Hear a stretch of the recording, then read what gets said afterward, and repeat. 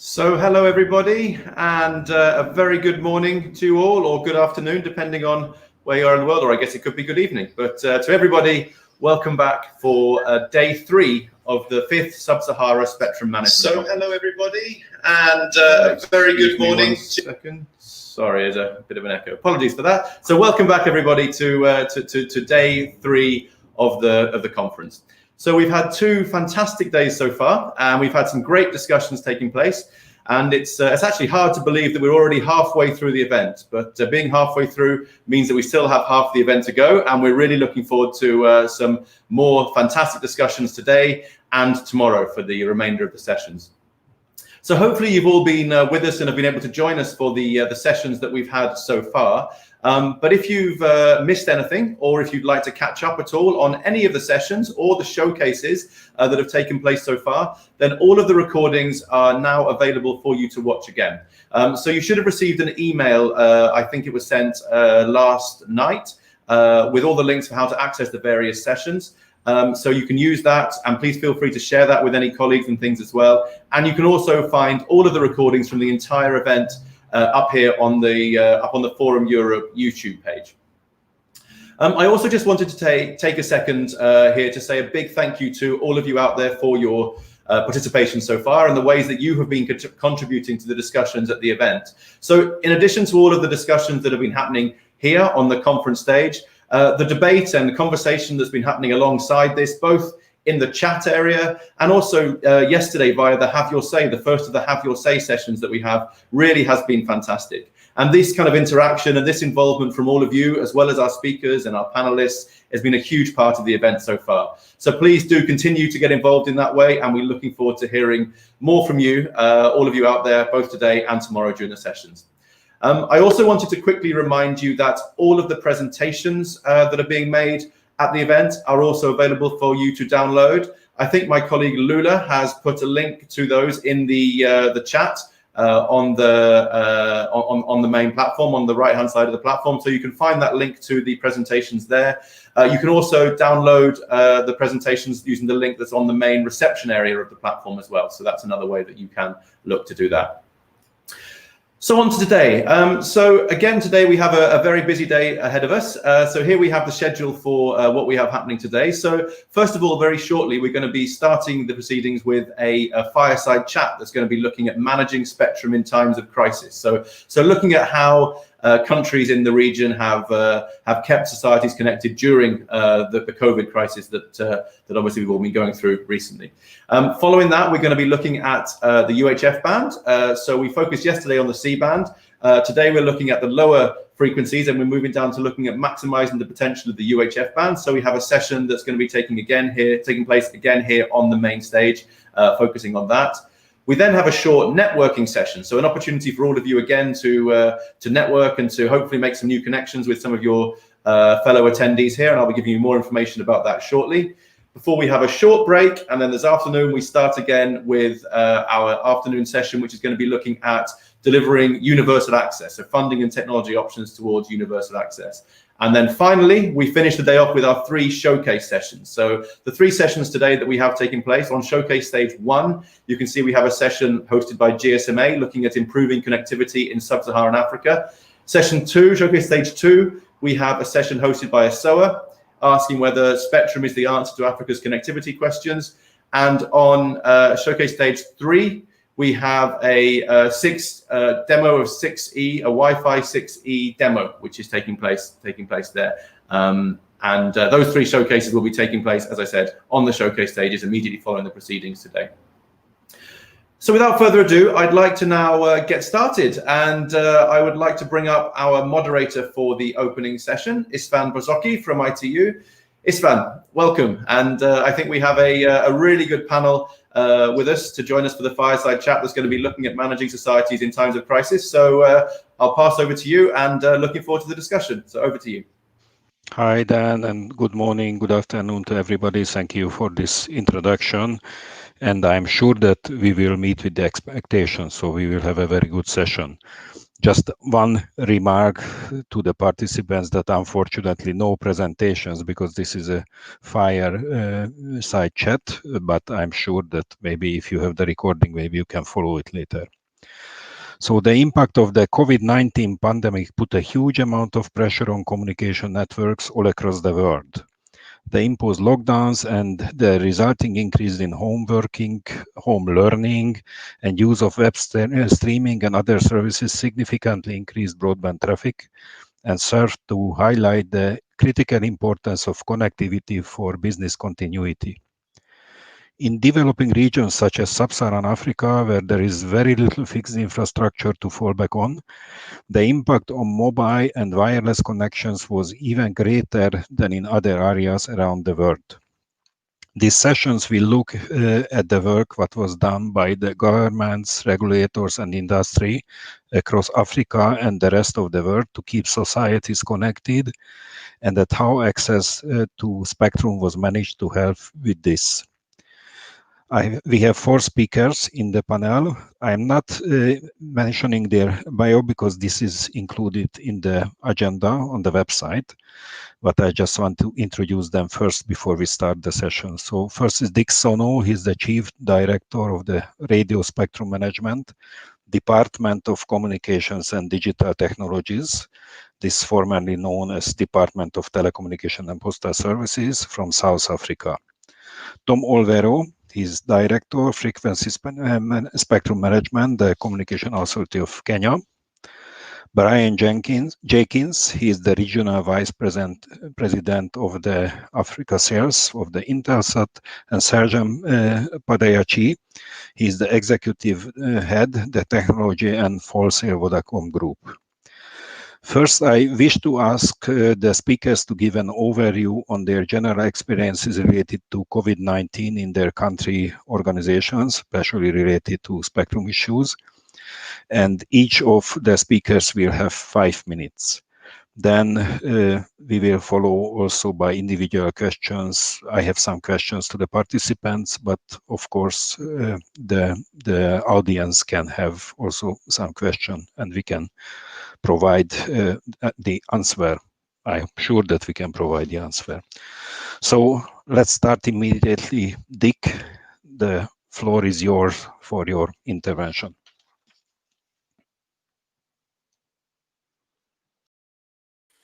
Thank you very much, Program Director, and morning, everyone, and thanks again to Global Forum for giving me this opportunity to speak on this important topic, and basically to also reflect what we experienced from a South African point of view in responding and dealing with the COVID pandemic.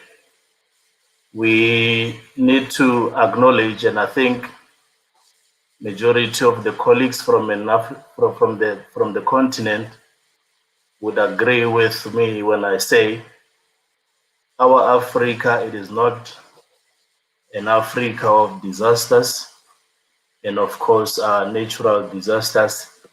And when this pandemic hit the continent and of course the global community, we were basically not really prepared.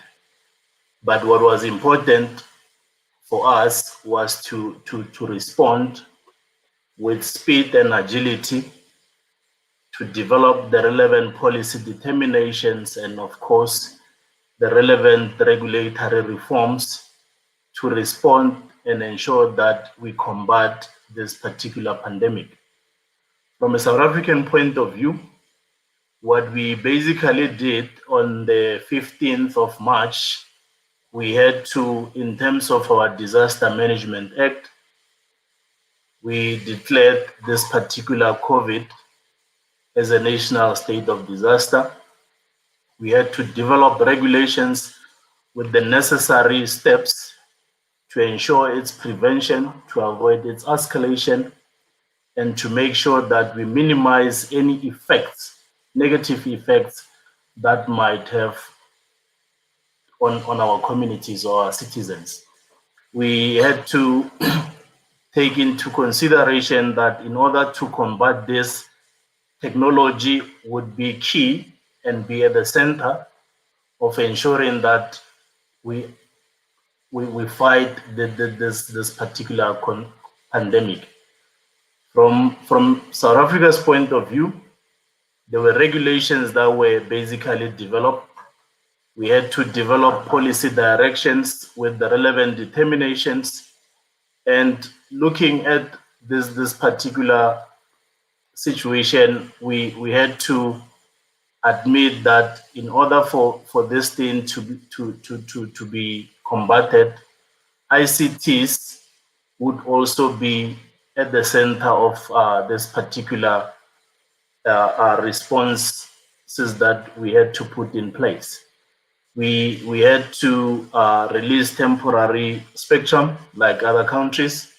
We had to develop track and tracings of people. I think we need to also acknowledge that, you know, the digital dividend has never mattered before in our lives, you know, as compared to during this particular pandemic, where we had to see people. And I think, let me just put it this way, that the digital divide became more evident during this particular pandemic, because people without access to connectivity were basically exposed. We saw people working from home, children working from studying from home. Now, those that are historically disadvantaged were basically found more exposed than any other person. But we had to, as government, come up with means that ensured that education, health, local government, national government respond and continue to basically function. But I'm not going to go into the details of those, but I'll speak to what we did from an infrastructure and a spectrum point of view, because this particular meeting, it's around what spectrum resources were made available to deal with this particular pandemic. We had to release temporary spectrum in the different bands, 700, 800, 2.6, 2300, and 3500, to ensure that we remove any particular obstacles that... Are you able to hear me? Because my connectivity keeps on jumping here. I don't know whether... Yes, we can hear you. Yes, we can hear you fine. Thank you so much. Yeah, we had to make sure that we remove any obstacles and ensure that there's rapid deployment of electronic communications resources.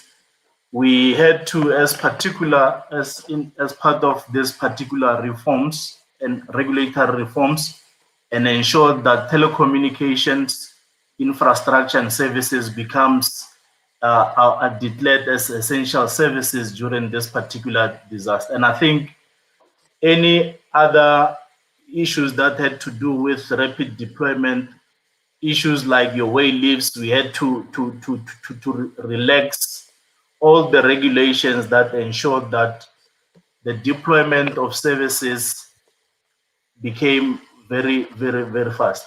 I mean, from a South African point of view, and Dick, my colleague please, it's last part, because you are already over your time. Okay. Yeah, what I say is that from a South African point of view, we saw the traffic being increased by 30 to 60%, and my colleague Shegen will speak to that in details. And as a result, there was a need and the requirement for more spectrum to ensure that service continuity is maintained. Thank you. Dick, it was very comprehensive and very interesting summary. So let's see now that what the regulators' opinion. So Tom Olvero from Kenya, the floor is yours.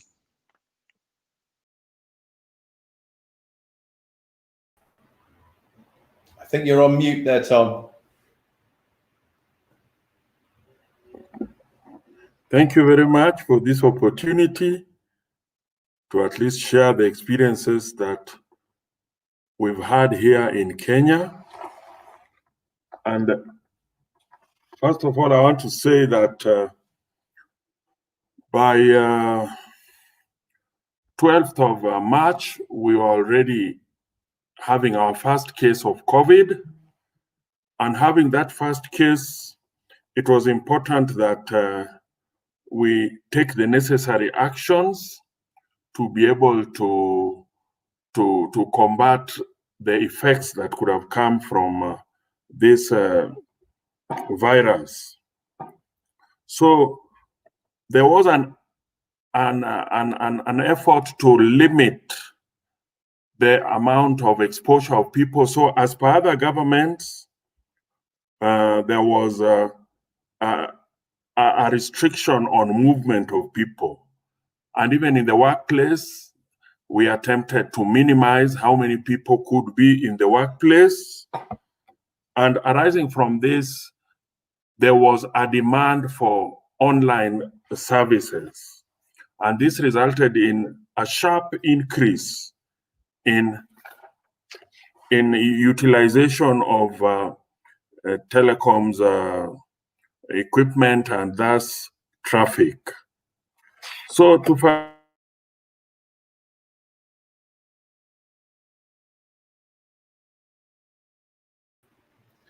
Tom, I think you've muted yourself again. So you need to take yourself off mute.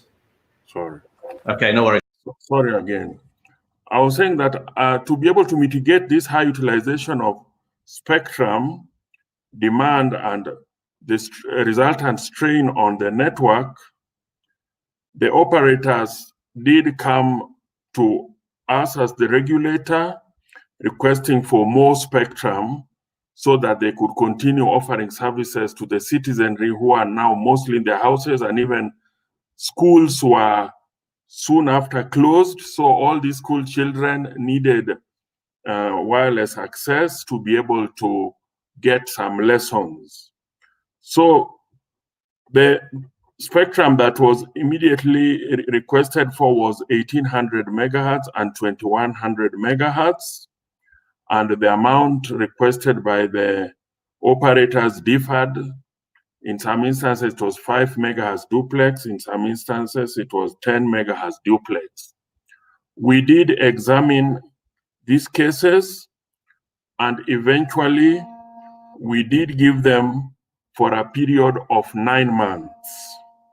Initially, we gave them for 3 months, but we realized that that was not sufficient because they had to plan the network, they had to do procurement and installation and commissioning. So we agreed that 9 months would be reasonable. And this spectrum, we still charged a fee. The initial license fee we prorated, and also the actual utilization fees as per our frequency spectrum schedule. And there were various conditions that were attached to these licenses, like we obligated them to be sending advisory messages warning the citizenry to be careful about how they carried themselves about, not to spread the disease, and also other conditions like measures to ensure that the authority, that the operators ensure availability of the network. That was important to us, so that there are no off times. And we also obligated them to have short codes which could enable access to them. So with that sort of arrangement, at least we were able to know how the traffic was going. We checked the traffic initially before, and afterwards they would give us regular traffic reports so that we could be able to access how we were mitigating this sort of arrangements. So, as I said, spectrum is about fees also. So the authority sought approval for waiver of various fees, like annual operating license fees for broadcasters, because we found it was heavy on them in this period. And also another thing that was done was that the due date for licenses was changed, because initially it was 1st of July, but to cushion licensees, a 90-day period before the due date was put in so that the licenses would be due for payment as at 30th September. And the operators were also given time to avail a payment plan. So basically, that's what we did, and the networks have been carrying on quite well. And what we are now thinking about is how it will go after the 90-day period. But it is good we have indicated that after 90 days, then we are going to review this situation and then see whether it can continue.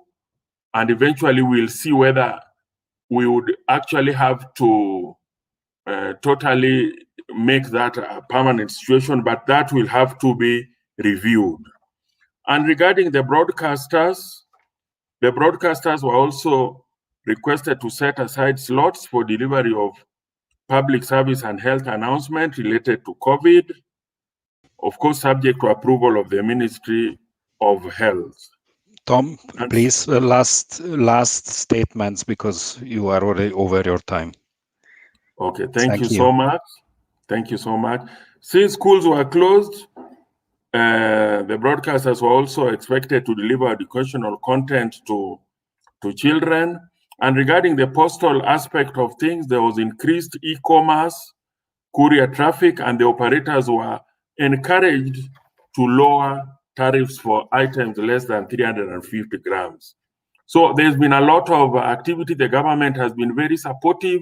They have formed committees, and even some are bringing in innovations to cater for this COVID period. Thank you very much.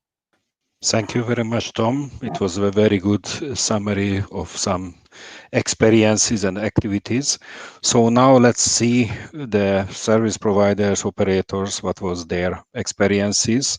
So I give the floor to Brian Jenkins, the Regional Vice President from Africa Sales Intelsat, about these issues, if you can summarize us. Brian, I know that it's difficult to have just 5 minutes, but try to keep it. We will warn you. Yeah, I'll stick to it, no problem. So thanks very much for the introduction, and appreciate being able to share some of the experiences that we've had over the last couple of months. So just as an introduction, Intelsat is a global connectivity solutions provider, one of the largest satellite infrastructure providers globally. And if we look at the connectivity, increasingly being understood as what we would call an essential basic service, just like water and electricity across the continent. So many industries such as banking, mining and oil and gas, government organizations, as well as private and aid-orientated agencies depend critically on their ability to be able to connect, distribute and gather information from remote places. So COVID has really presented a challenge, I think, to a lot of the service providers, international government organizations, and NGOs who are large users of C-band and VSAT networks. So during these unprecedented times, where more network bandwidth is needed than before, we need to jumpstart new services. And as we've heard from the regulatory perspective and from the Department of Communications, the responses were fairly quick in making that spectrum available to telcos and to private enterprise, where telcos have a special role to play in helping connect people and businesses during an outbreak like this, more so today than ever before. And they invest significant amounts of money in building out this infrastructure, paying the license fees, etc. So Just to have a look at some of the solutions that Intelsat provides, space-based technology. We're a large provider of cell backhaul services across the continent, and this is in C-band and KU. We provide DTH TV services, so when you think about how this sort of connectivity impacts your life, it really does so from when you're watching TV, when you switch on your TV in the morning, when you're looking at messages and data through your cell phone, through cell backhaul. We look at satellite news gathering for C and KU, maritime communications, also area communications, as you've seen, connectivity when you get on a plane, you want to make sure that you're connected to Wi-Fi, connectivity to oil and gas, mining, and the banking sectors. More important in times like this is disaster recovery. When we're faced with pandemics and adverse weather conditions, secure communications, obviously for governments, over C and KU, and then enterprise networks using the same. So how has Intelsat enabled service providers and enterprises that support governments across Africa to implement networks in order to guarantee the seamless, always-on connectivity? Spectrum obviously is a big, important role, and when this is allocated, these networks, telcos, that can expand. So we're committed as a company. We exist to connect people. We're committed to the Africa digital transformation, which is heavily reliant on spectrum availability. Intelsat has been in Africa since 1965, one of the first operators to introduce satellite services across the continent, sparking a large growth for critical communication infrastructure.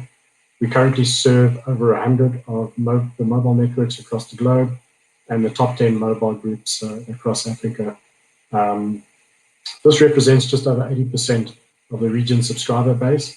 And this mostly done over C-band, as said earlier, as well as KU. Intelsat was also one of the first to enable pan-regional broadband networks, provide critical connectivity to educational networks, deliver direct-to-the-home services across the continent, and bring cellular backhaul services into the region. So much of this is rural, a lot of it is urban and suburban. And when you look at this, you really need significant spectrum availability and the right sort of coverage, all based on managed services, end-to-end services. Because Africa is a unique continent, we need to be able to invest in infrastructure, enable, teach, so that we can enable ourselves to provide this for ourselves in our unique scenarios and situations. So one of the solutions we actually introduced was a first of its kind called FlexMove Managed Services, which is a flexible platform that provides capacity that's available to move and share across different modems and CPUs. We constantly help to innovate help with our customers to innovate in difficult times like this, in places that are difficult to reach, and places where you would ordinarily not be able to connect. And I'm happy to share a couple of examples. So we partnered and invested in a company called African Mobile Networks. And African Mobile Networks really existed to accelerate the adoption of mobile connectivity in Sub-Saharan Africa, leveraging the ubiquitous coverage that satellite provides. So in April this year, AMN passed the 1,000 site, connecting just over 3.5 million people that haven't been connected before, which is quite significant. They've done a great job using Intelsat's Epic fleet, taking the connectivity to places that you wouldn't be able to think could connect. And where they've grown at the moment, they're currently over 4.5 million people that they provide connectivity to. They're just over 1,200 sites, and this is growing significantly. So this is one of those areas I could expand on a lot of examples. We've also partnered with a company called Mindset, who is a non-profit organization, award-winning developer and distribution of educational materials in Africa. And they've also been using satellite connectivity to expand access to high-impact social, economic, providing economic education resources across Africa during these pandemic times. So as I shared before, critical is spectrum that's been made available, and happy to share more examples as we move through this program. Sorry, Thank you you. finished, Brian? Excellent. Yes, I'm I good. just wanted to tell you that your time is over. So, you saw me, so that's why you stopped it. So the last speaker is Serjan Padejece. He is from Vodafone Group, and he is executive head of technology and wholesale. So, Serjan, the floor is yours. 5 minutes, which can be 6. Thank you. It's fun. I will do my best to keep it within the 5 minutes. I think very, very quickly, I'd just like to introduce Vodacom. Vodacom is really a leading African telecommunications provider. We operate in a large number of markets in Africa. We started off from South Africa, so we have South African roots, and we're majority owned by the Vodafone Group, which is Vodafone PLC in the UK. I think just some very quick opening remarks from our end. As an organization, at the initial notification from the World Health Organization regarding the threats of COVID, we immediately identified that it will take a massive collective effort by government, private sector businesses, and every single citizen to stop the spread of COVID-19.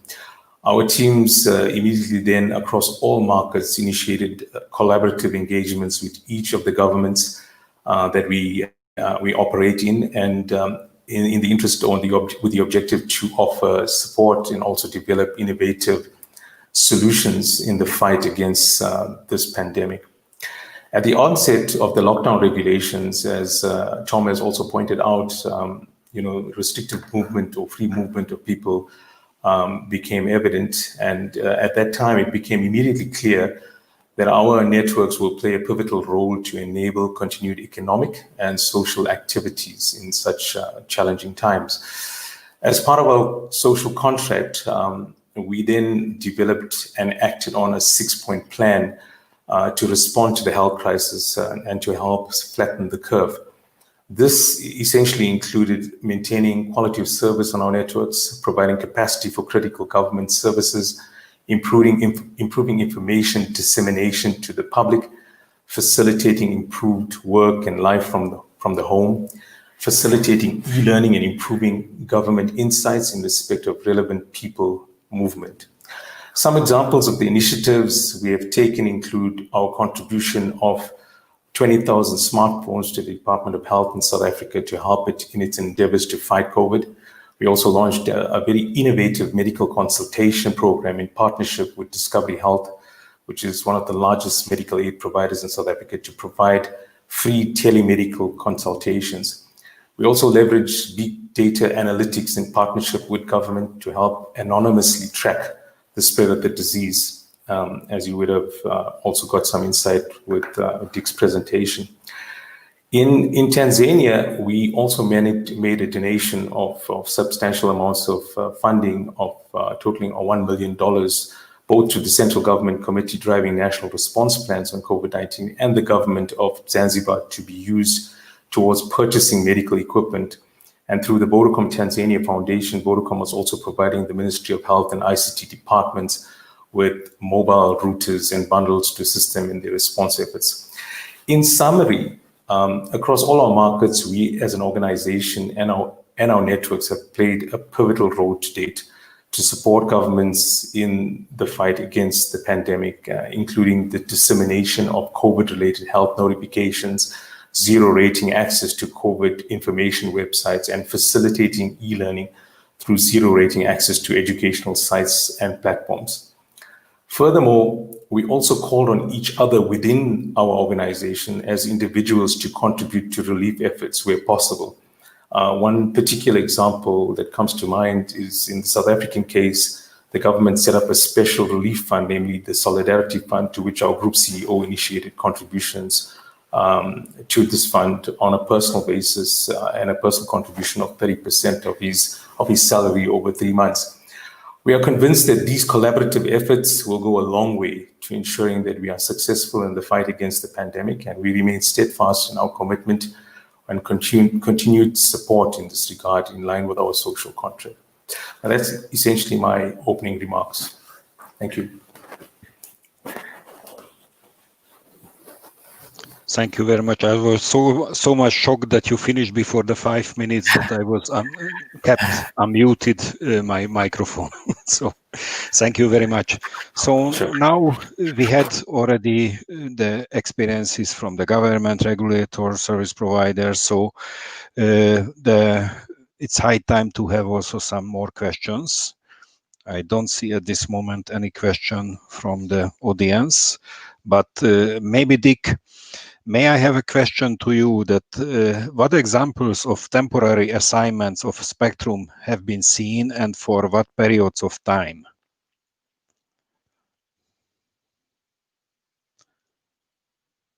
So Dick, floor is yours. Thank you again, Stephen, for that particular question. From a South African point of view, we had to release the so-called high demand spectrum.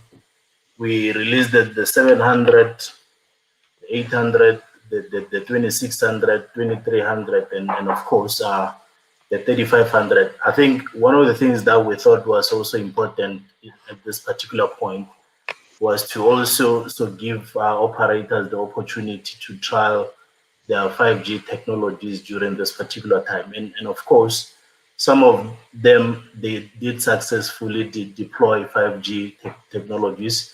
Now, in terms of length, we took into consideration that, and I think all of us thought that the pandemic will end in 3 months as the estimate. So the spectrum was made available to operators initially 3 months beyond the national disaster. And of course, also, whichever one that comes first, the 3 months or the November deadline. So we had said from a South African point of view that the operators will use this particular spectrum up to the 30th of November. But I think things are changing, and I think to ensure service continuity, the regulator had already initiated the conversation with operators to ensure that we do not disrupt services. So November is just around the corner, so we might see ourselves going beyond the November deadline, and so that connectivity continues and business becomes sustainable. It doesn't get to be disrupted. Thank you. Thank you, Dick. Tom, may I have a little bit similar question to you, that how was the process for assigning temporary spectrum handled, and what are the possible challenges in terminating these assignments?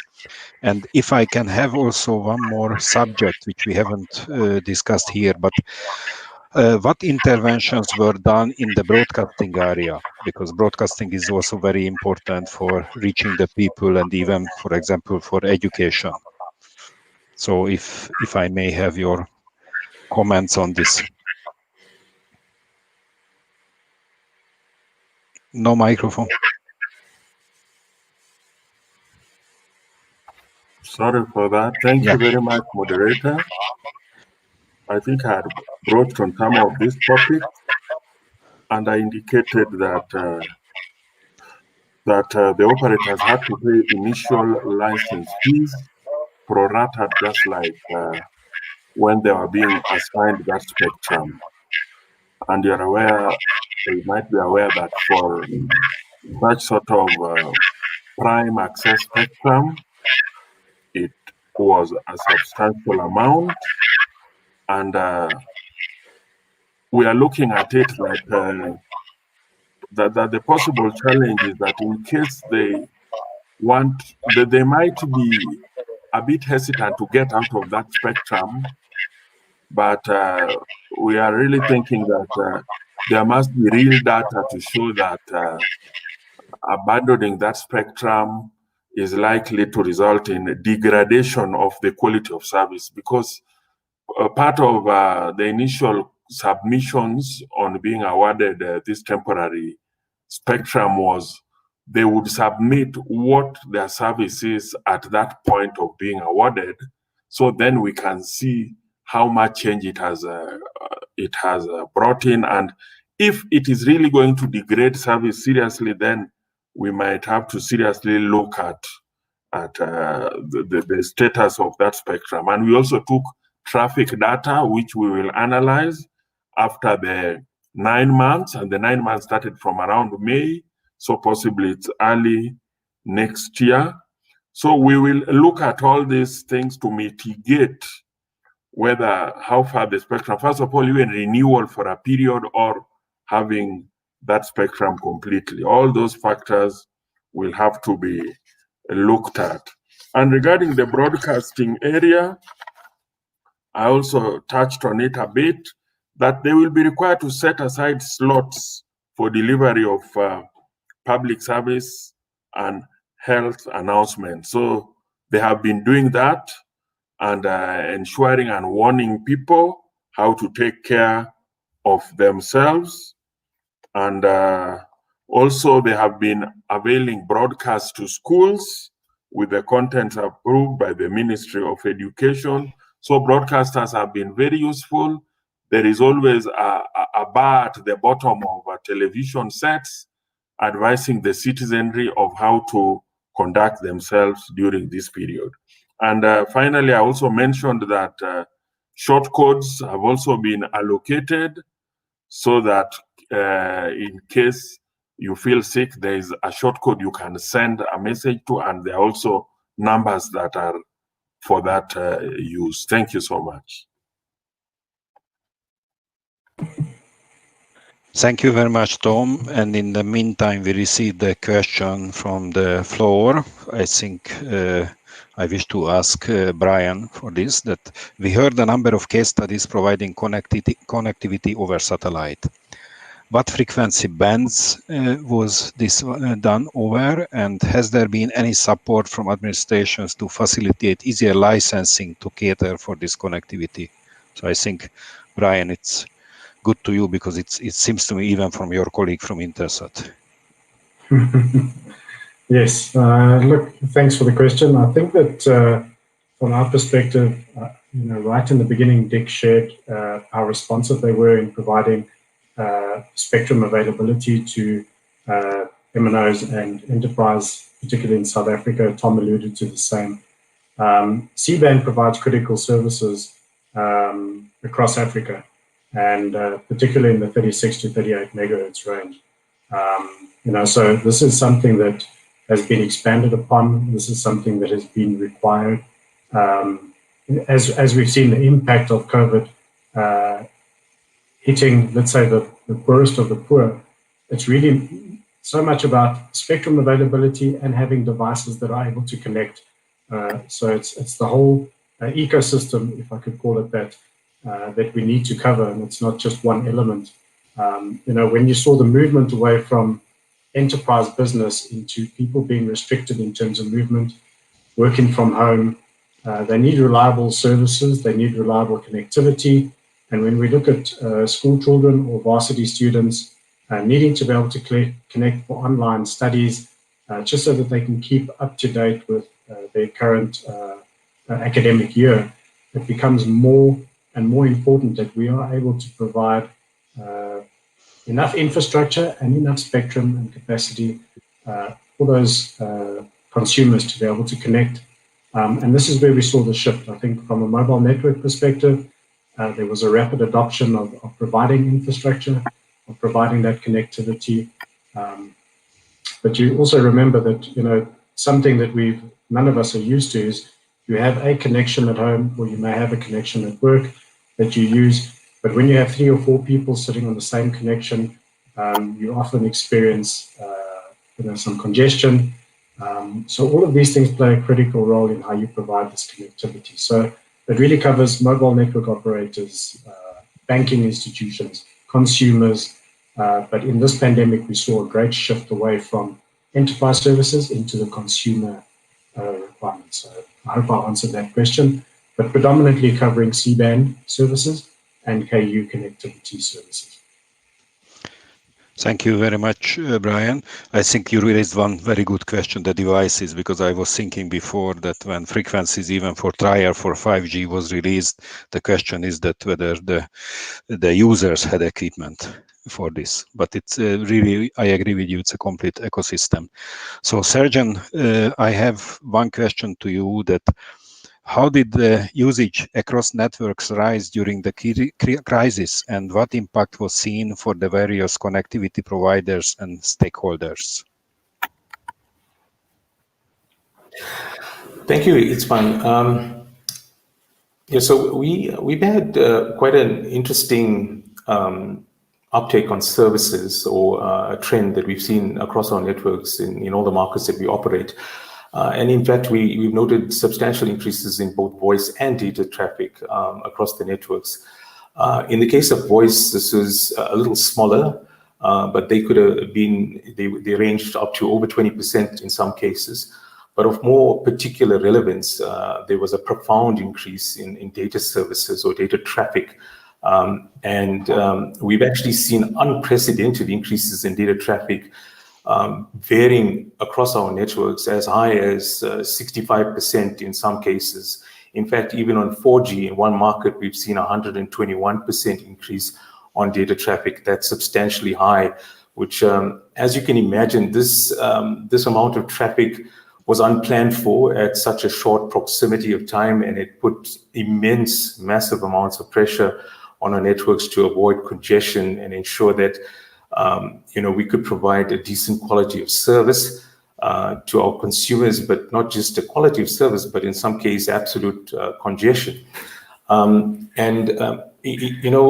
actually alleviate this, there is absolutely no way you could actually do this with just throwing investment at it, but you actually required to throw in spectrum as well.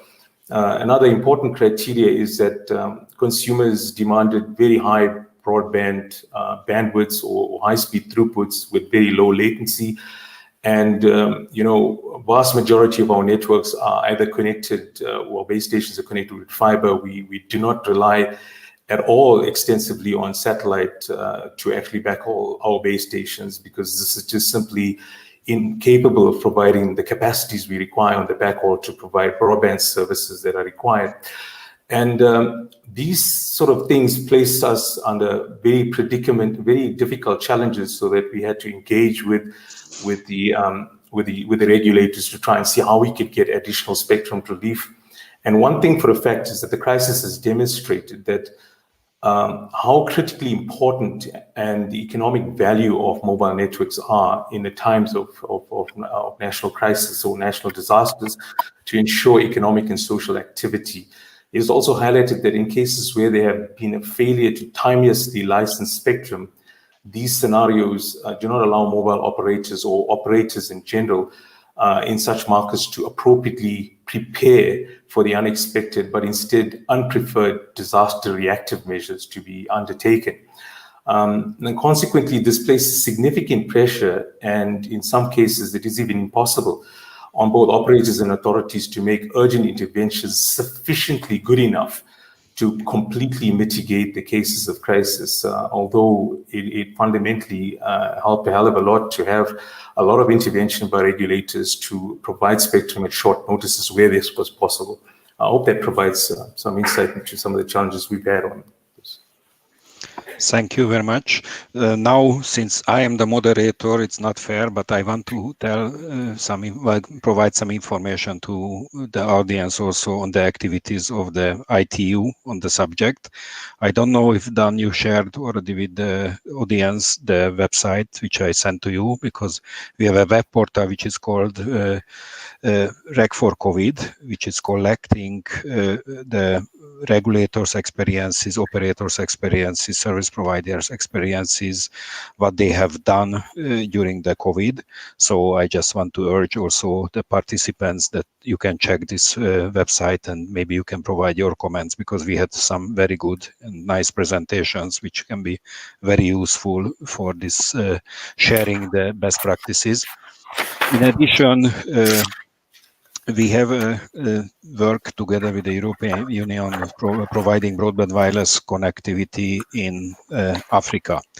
So now we started it before the COVID, but now it's clear that it's very important, and we are cooperating with more or less all the sectors that can help us in this activity.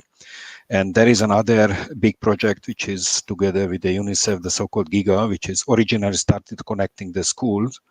But right now, at this moment, we are trying to connect also the health centers within the framework of this project. So this is just what I wanted to add. Dan, do you have already some results on the surveys? Because we still have a few minutes just to have it.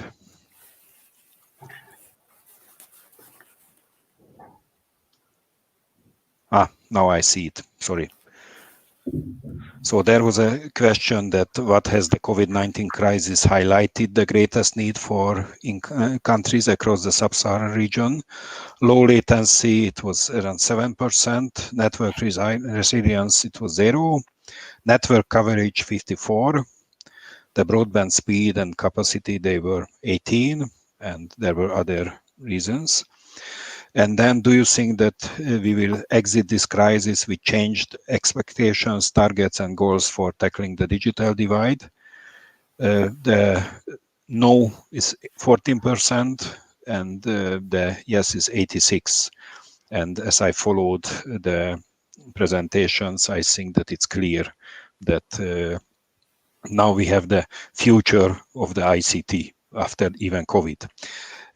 I have just one last question because we still have a few minutes. It's to you. What are the conditions set out by South Africa with the recent emergency spectrum release? And will this spectrum release be permanent going forward? I think partially you replied this question, but if you just can summarize again.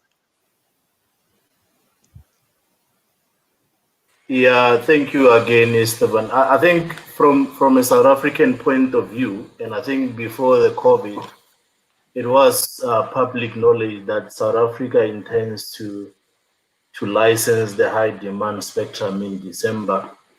Now, of course, there has been a shift in time, and I think we basically running between 2 to 3 hours in terms of the delay of licensing this particular spectrum.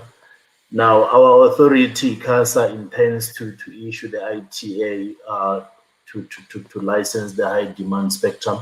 And in terms of their recent communication to our portfolio committee, they intend to issue this particular ITA end of September.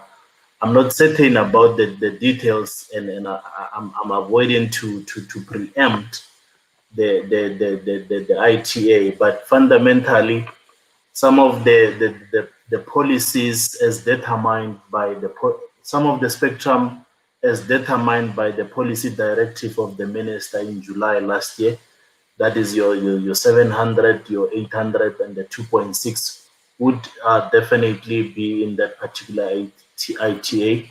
And of course, the regulator it's independent, so there's a likelihood that you will have the 2300 and the 3500 in that particular policy being issued for licensing.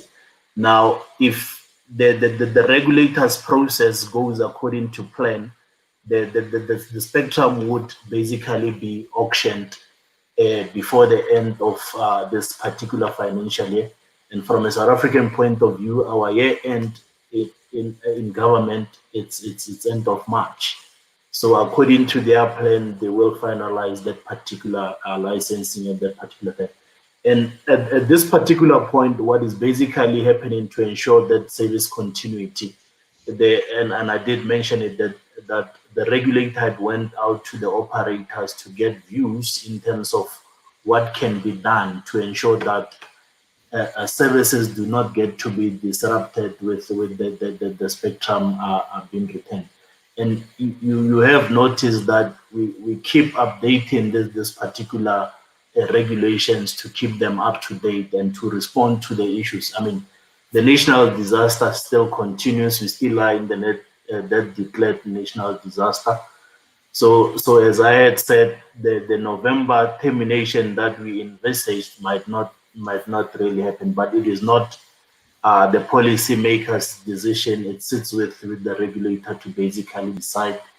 But service continuity is key to South Africans, and to ensure that they get to be given the proper services that they basically deserve. Thank you. Thank you very much, Dick. Sorry, I'm sure that we still have a lot of things to say, a lot of things to discuss, but unfortunately we reached the end of our session and I don't want to interfere the next session. So I wish to thank very much for the speakers, for their presentations and their comments. And as I mentioned, if you can provide also some information to the REC for COVID, we would appreciate this. Thanks for the organizers. Telling the truth, I use a lot of tools. Now I learned a new one. So I think this was a very good tool for managing. Thanks for the audience and for their attention. And I don't say that we can have a round of applause to the speakers because we will not hear it, but thank you very much again. And when we have the next face-to-face, they deserve for the applause. And of course, thanks to the Global Forum for organizing this. So with this, I wish to close the meeting and give back to Dan. We are still within the time limit. Thanks, Dan. Back to you.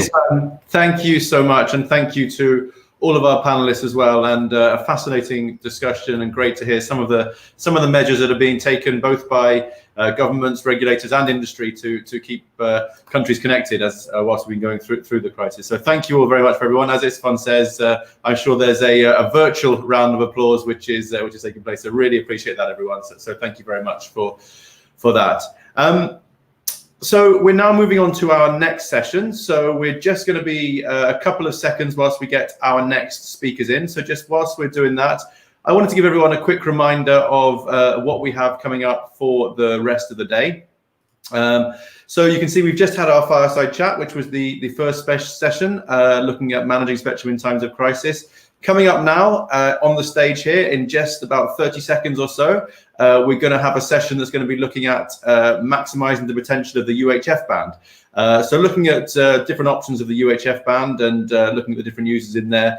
You might recall if you were here for our session yesterday, focusing on WRC23. As part of that, we asked a poll of what were the key issues, what were going to be the most important issues ahead of WRC23, and UHF band was one of those that was highlighted as one of the key issues. So that's definitely something that's going to be, I'm sure, a really interesting session. And I can see Mark, our moderator for the session, is here already. So hi, Mark.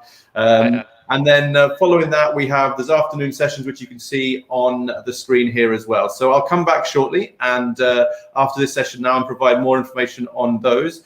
But for now, I would like to pass over to Mark, who's going to be moderating the session. So I know, Mark, you're going to be making some introductions yourself and then introducing our speakers. So without further ado, pass over to you, and looking forward to it. Well, thanks very much, Dan.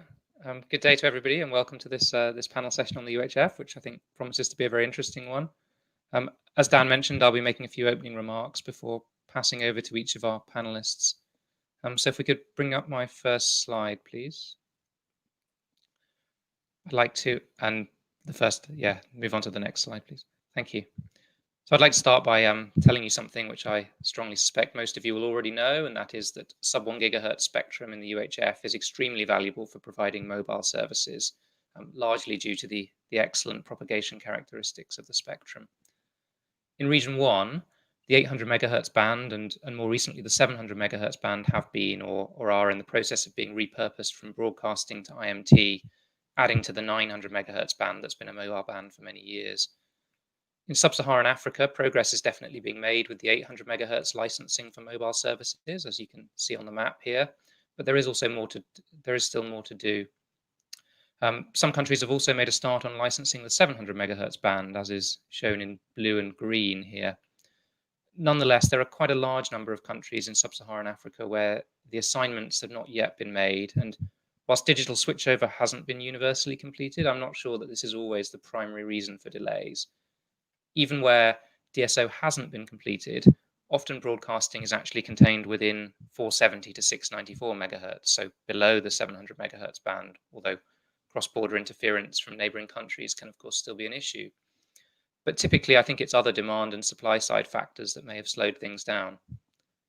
So despite the UHF spectrum being very important for mobile services, the implication here is that actually the short-term focus in Africa should probably be on licensing 700 and 800 megahertz spectrum in the remaining markets.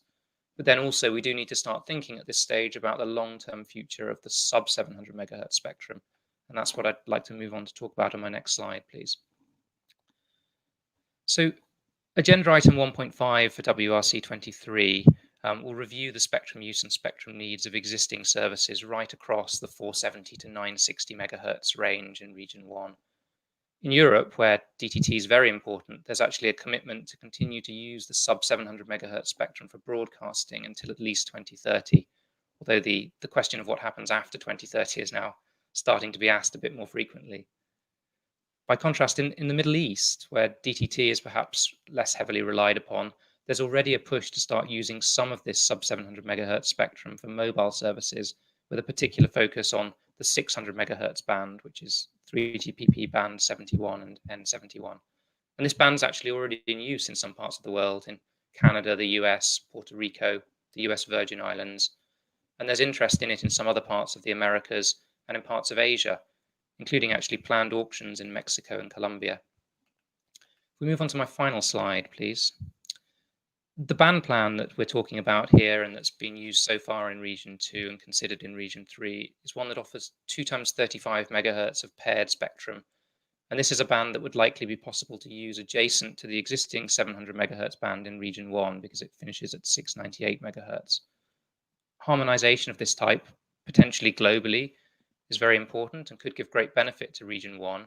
But nonetheless, I feel like there'll be conflicting views in Region 1 over agenda item 1.5, with Middle Eastern countries perhaps more keen to push for a reallocation of the 600 megahertz band at an early stage, but the right approach in Europe and Africa being less clear. In Europe, there's consideration now of whether this salami slicing approach is really the right long-term approach for the band. There's a critical mass of spectrum that's needed for broadcasting, and the more you chip away at that, the harder it becomes for terrestrially delivered broadcasting to compete with other modes of delivery like satellite. And secondly, while still valuable, further small blocks of spectrum, as I would categorize the 600 megahertz band as offering, may not quite give the same incremental benefits for mobile use as sub-1 gigahertz spectrum once did before we had the 800 and 700 bands. These considerations are relevant in Africa, of course, but also in Africa, I think there's a wider question about how much sub-1 gigahertz spectrum is actually needed for mobile services, given where we are with the 700 and 800 megahertz licensing. Moreover, it's not just about mobile and broadcasting. In Africa, another consideration is about TV white space technologies and whether these could play a role in delivering rural broadband solutions, potentially at lower cost than 4G and 5G. This, of course, relies on there being white space, which in turn relies on there being continued broadcast use in at least part of the 470 to 694 range. So in the long term, the 600 megahertz band is a solution, or is an option, I should say, but it's not the only option available for Region 1. Other options might include using the whole of the 470 to 694 megahertz for a TDD mobile configuration, which would probably be most beneficial for mobile, but of course would mean no prospect of DTT or TV white space services in the band. Alternatively, we could think about continuing to use the whole of 470 to 694 megahertz for DTT and TV white space, but then without further allocations to mobile. Or perhaps, in a converging world, there's a hybrid solution out there where supplementary downlink technology could be used to provide downlink-only mobile broadband services, whilst broadcasting could be delivered using 5G broadcast technology. I don't think there are any easy answers here, but I would say that for the UHF, perhaps it's an example of where taking a bit longer to get to the right answer might end up giving us some quite substantial long-term benefits rather than taking quick decisions. That concludes my opening remarks, and now I'd like to pass over to the first of our panelists. So first up, we have Austin Nwahulune, who's Director of Spectrum Administration at the NCC, the regulator in Nigeria. Over to you, Austin. Yeah, good morning to you all. just for me to confirm that you are hearing me. Loud. Can I confirm that I'm being heard? Yeah, we can hear you fine. Okay, thank you very much. Yeah, what we are talking about today is maximizing the use of the UHF band. I will, first of all, intimate you with the structure of spectrum management that we have in Nigeria today. Actually, the structure did not take into account the current convergence in technology and service that we have around the world today. We have two regulators, one focused on broadcasting, while the second, that is the Nigerian Communications Commission, is focused on telecommunication. Actually, the act that established the Nigerian Communications Commission, which is Nigerian Communications Act 2003, is ready almost for a converged environment. But in it recognized three main actors for spectrum management. We have the National Frequency Management Council, we have the Nigerian Communications Commission, and we have the National Broadcasting Commission. The National Broadcasting Commission was recognized in the Act as it relates to management of the spectrum for the broadcast sector, while the Nigerian Communications Commission is recognized also in the Act for the management of spectrum for the communication sector, while the NFMC, National Frequency Management Council, allocates the bulk spectrum to these two entities to manage with the operators. So it depends on who you talk to in Nigeria. The person you talk to depends on the response that you will get on potential use of the 470 to 694. If you talk to somebody from the National Broadcasting Commission, obviously it is absolutely should be for broadcasting. If you talk to somebody from the NFMC, it's looking at both. If you talk to somebody from the Nigerian Communications Commission, obviously what you'll be getting is that we think that the time is ripe for the use of the 600 megahertz for broadband in Nigeria. This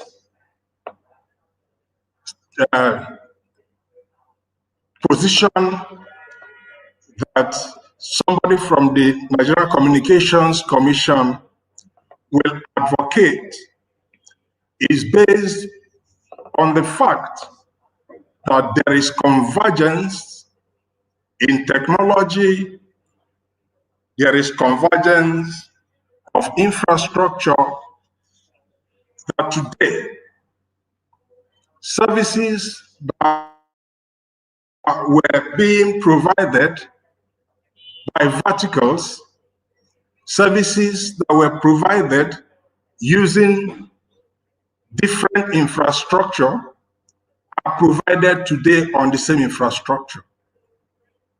Before now, we had the voice, the data, and the video running over different networks, standalone networks.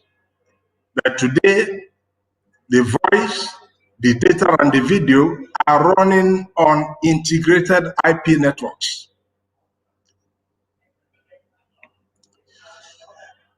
We see a great deal of pressure being on spectrum as technologies evolve, lots of services are in contention for the very limited resource. So we think a lot of collaboration is needed, absolutely, for a converged approach in the management of the spectrum given the current realities.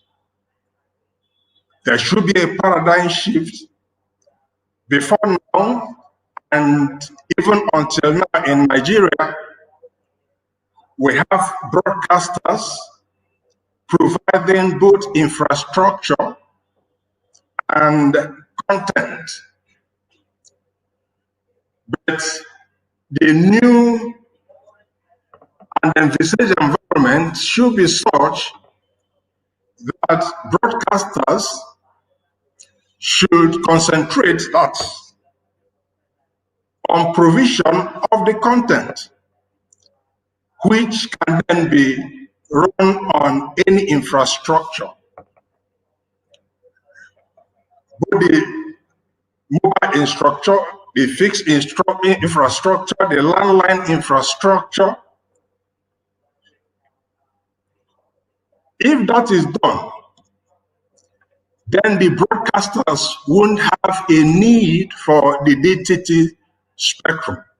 One example that I like to point out is today the way DSTV is running. DSTV is a broadcaster, but it's running on satellites provided by other satellite operators. It did not have to own its own satellite to deliver the services. According to a report by eMarketer, TV viewing time is seen to be declining as at 2019. We have 4 hours, 10 minutes of viewing per day, and it's projected that by 2021, it will drop down to 3 hours, 37 minutes. Then, according to Nielsen, Nielsen is a leading global information and technology measurement company who provides market research insights and data about what people watch, listen to, or buy. The majority of the millennials get their news from both TV and digital sources. However, 36% get news only from digital sources, while only 8% get their news from TV alone. So we are saying that failing to connect with audience online could have some negative consequences on broadcasters. The online media is there for us to use in disseminating the content that we as broadcasters generate. We think... Austin, sorry if I don't want to cut you off, but perhaps you could wrap up in the next few seconds and we can come back to some of these interesting points in the panel discussion later. Okay, thank you very much. Okay, we think that there is declining need for DTT, obviously, and rising need for broadband infrastructure to deliver triple play and quadruple play. Thank you very much. Thank you, Austin. Some very interesting points, and thank you for making them. If we can move on now to our next speaker, who's Richard Mcgodlow, who's a radio communications specialist at ICASA in South Africa. Over to you, Richard. Yeah, thank you very much for the opportunity. Thank you very much, Global Forum, and the ITU and the organizers of the process. I'll just go straight through to the presentation because we only have a few minutes. We can go to the next slide. We'll give you an overview on the regulatory steps undertaken in the UHF, a UHF-phased approach, the development of spectrum plans for the 700 and spectrum plans for the IMT 800, and also deal with the challenges in the of CDMA in the 800 with regards to GSMR and the plans for the 900 and the optimization of the 470 to 694, and also delve into the TV regulatory roadmap, including the implementation thereof, and then finalize with the conclusions, including the UHF regulatory process. If we go to the next slide, in SADC we had a plan that was aimed at achieving analog switch off in accordance and in alignment with the date set by the WRC, which is the 17th of June 2017. And therefore, as at SADC and including South Africa, we developed, we had a task team that dealt with the issues and ensure that we coordinate amongst ourselves as appropriate prior to the date. You can go to the next slide. The next slide deals with the UHF-based approach in South Africa, where we have analog television running in the frequency band 470 to 862, and concurrently, where the rollout of TV, digital TV as of 2014, which covers over 80% of the population currently. And we're currently running a dual illumination where we're running both digital television and analog. And therefore, the switch off is due fairly, possibly in the next year. And therefore, as the regulator developed an assignment plan for the frequencies below 470 to 694 in order to enable the digital to digital migration. And this is based on the single frequency network per province. If we go to the next slide, the next slide deals with the planning process for the IMT 700, where concurrently, as of 2013, we've developed these spectrum plans and finalized them in 2015, where the implementation date thereof was as of January 2016. This is based on the fact that the analog switch-off date set by the ITU was June 2015, and therefore the aim was to meet that target. And the assignment thereof of this frequency is through an extended application procedure, which involves the possibility of running an auction, and therefore auction for IMT services in the plan. And therefore, after that date, the spectrum for broadcasting was to be revoked, including the migration of all other services which are in the band, such as transmitters, links, and self-helps, including PMSC. And on the next slide, we can go through to the similar process was followed for the 800, and this channel arrangement is based on ITUR 1036, and the same arrangement is in place, and therefore the implementation date for the 800 was to follow the final date of 17 June 2015, and therefore as of July 2015, this plan has been enforced, and therefore it is available for use by IMT. And the assignment process thereof will be through an ITA, an invitation to apply. And similarly, in the same band, the idea was to migrate all the satellite student transmitter links and alert services, and all other licenses in the frequency band, which is not IMT, will be revoked and or amended.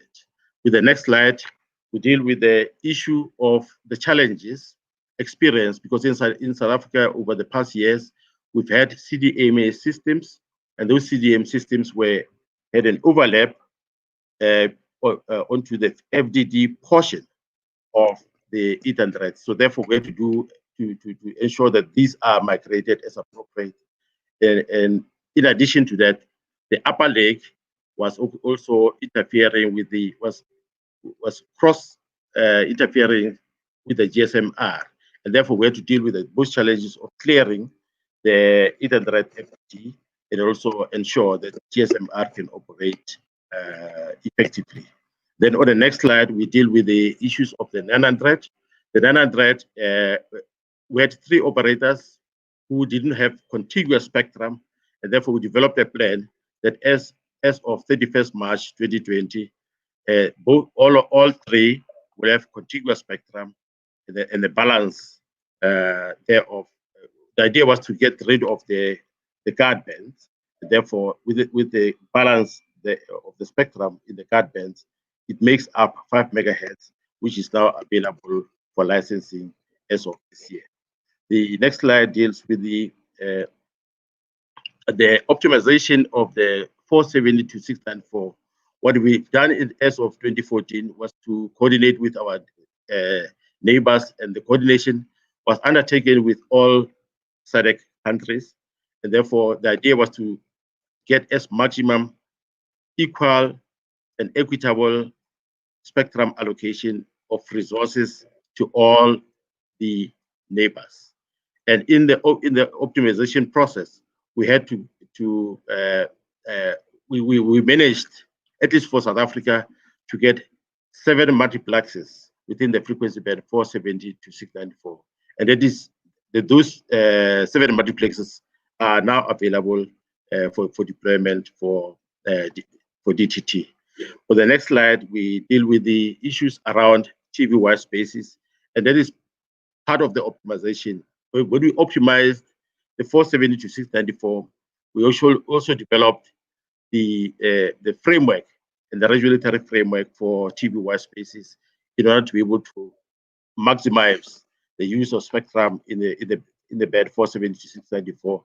And therefore, we do now have the regulations in force as of 2018, which are to be implemented in the next year. Then on the next slide, we do have the regulated the framework. We've published the qualification process for secondary geolocation database providers, which requirement is to ensure that TV white space operators can operate as of 1st April 2021. And then on the next slide, we actually indicate the framework, the implementation of the TV white space, how this will be implemented, and therefore in that process, we had to set up a reference geolocation database, which will be used together with the secondary geolocation database, and this framework will be in force and implementable as of 1st April 2021. So the TV white space and the implementation of DTT will be in force. It is envisaged to be in force in 2021.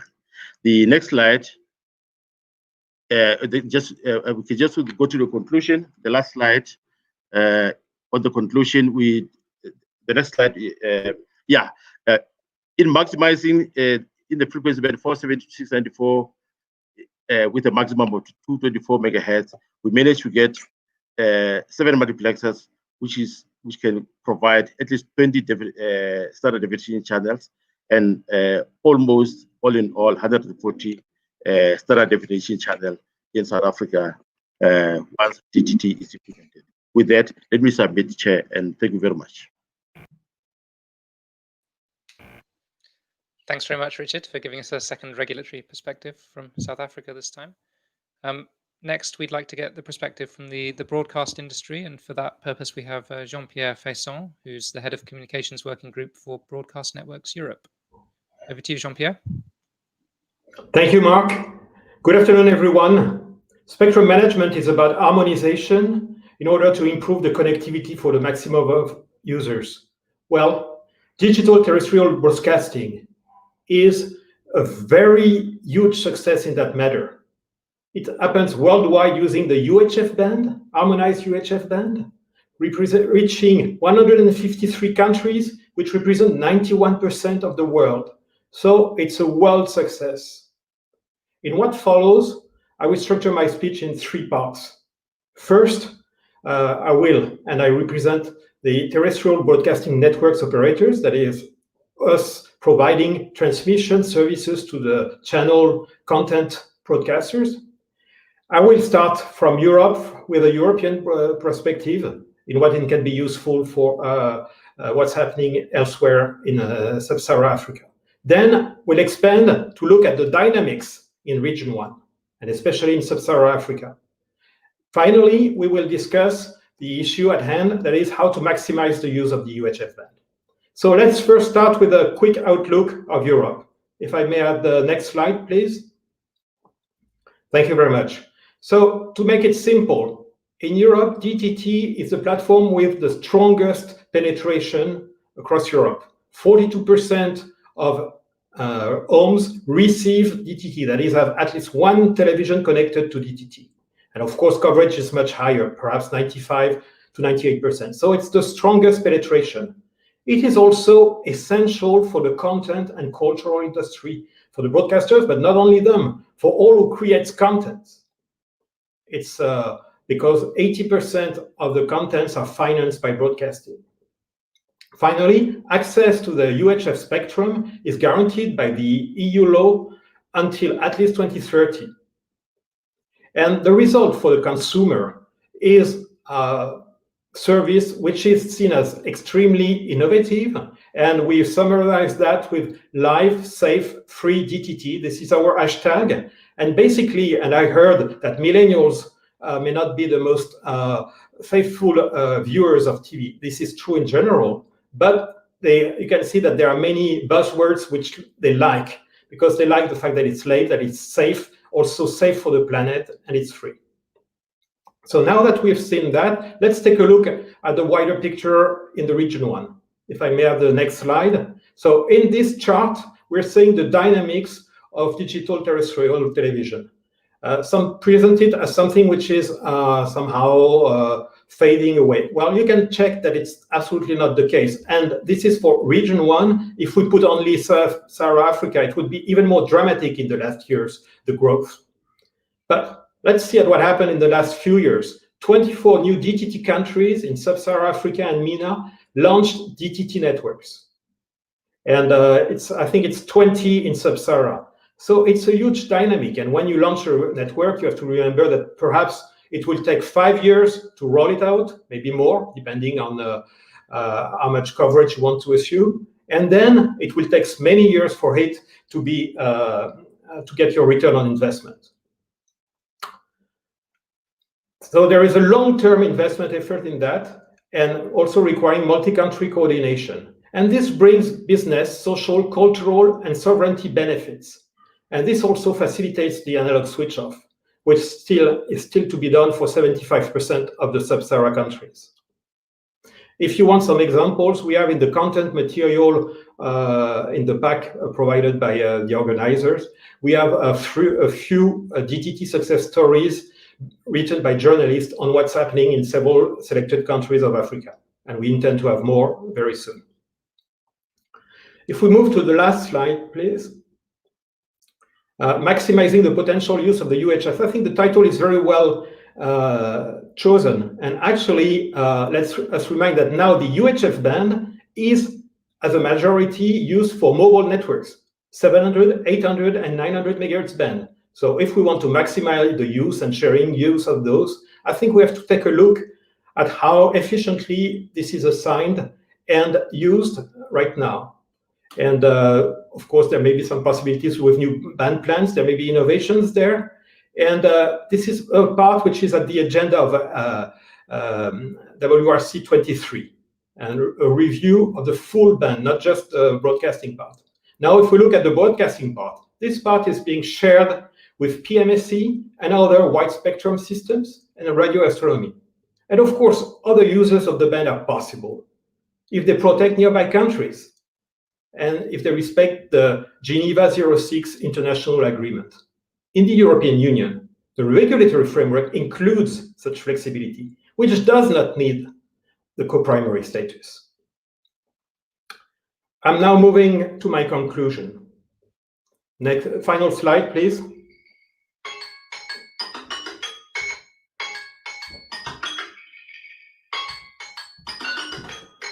Sorry. Yeah. Coming to the conclusion, I think we've seen both the picture, the dynamics in region 1, and the prospects for optimizing the use of the UHF. So for us, the key for WRC23 is the regulatory stability for the 470-694 MHz band, which will provide the long-term certainty to ongoing and planned investments, which are so important, especially in human capital. And this was stressed yesterday by the representative from the African Broadcasting Union, and also to the stakeholders who are investing. And this was also stressed, for instance, by the delegate from ECOWAS. Thank you very much.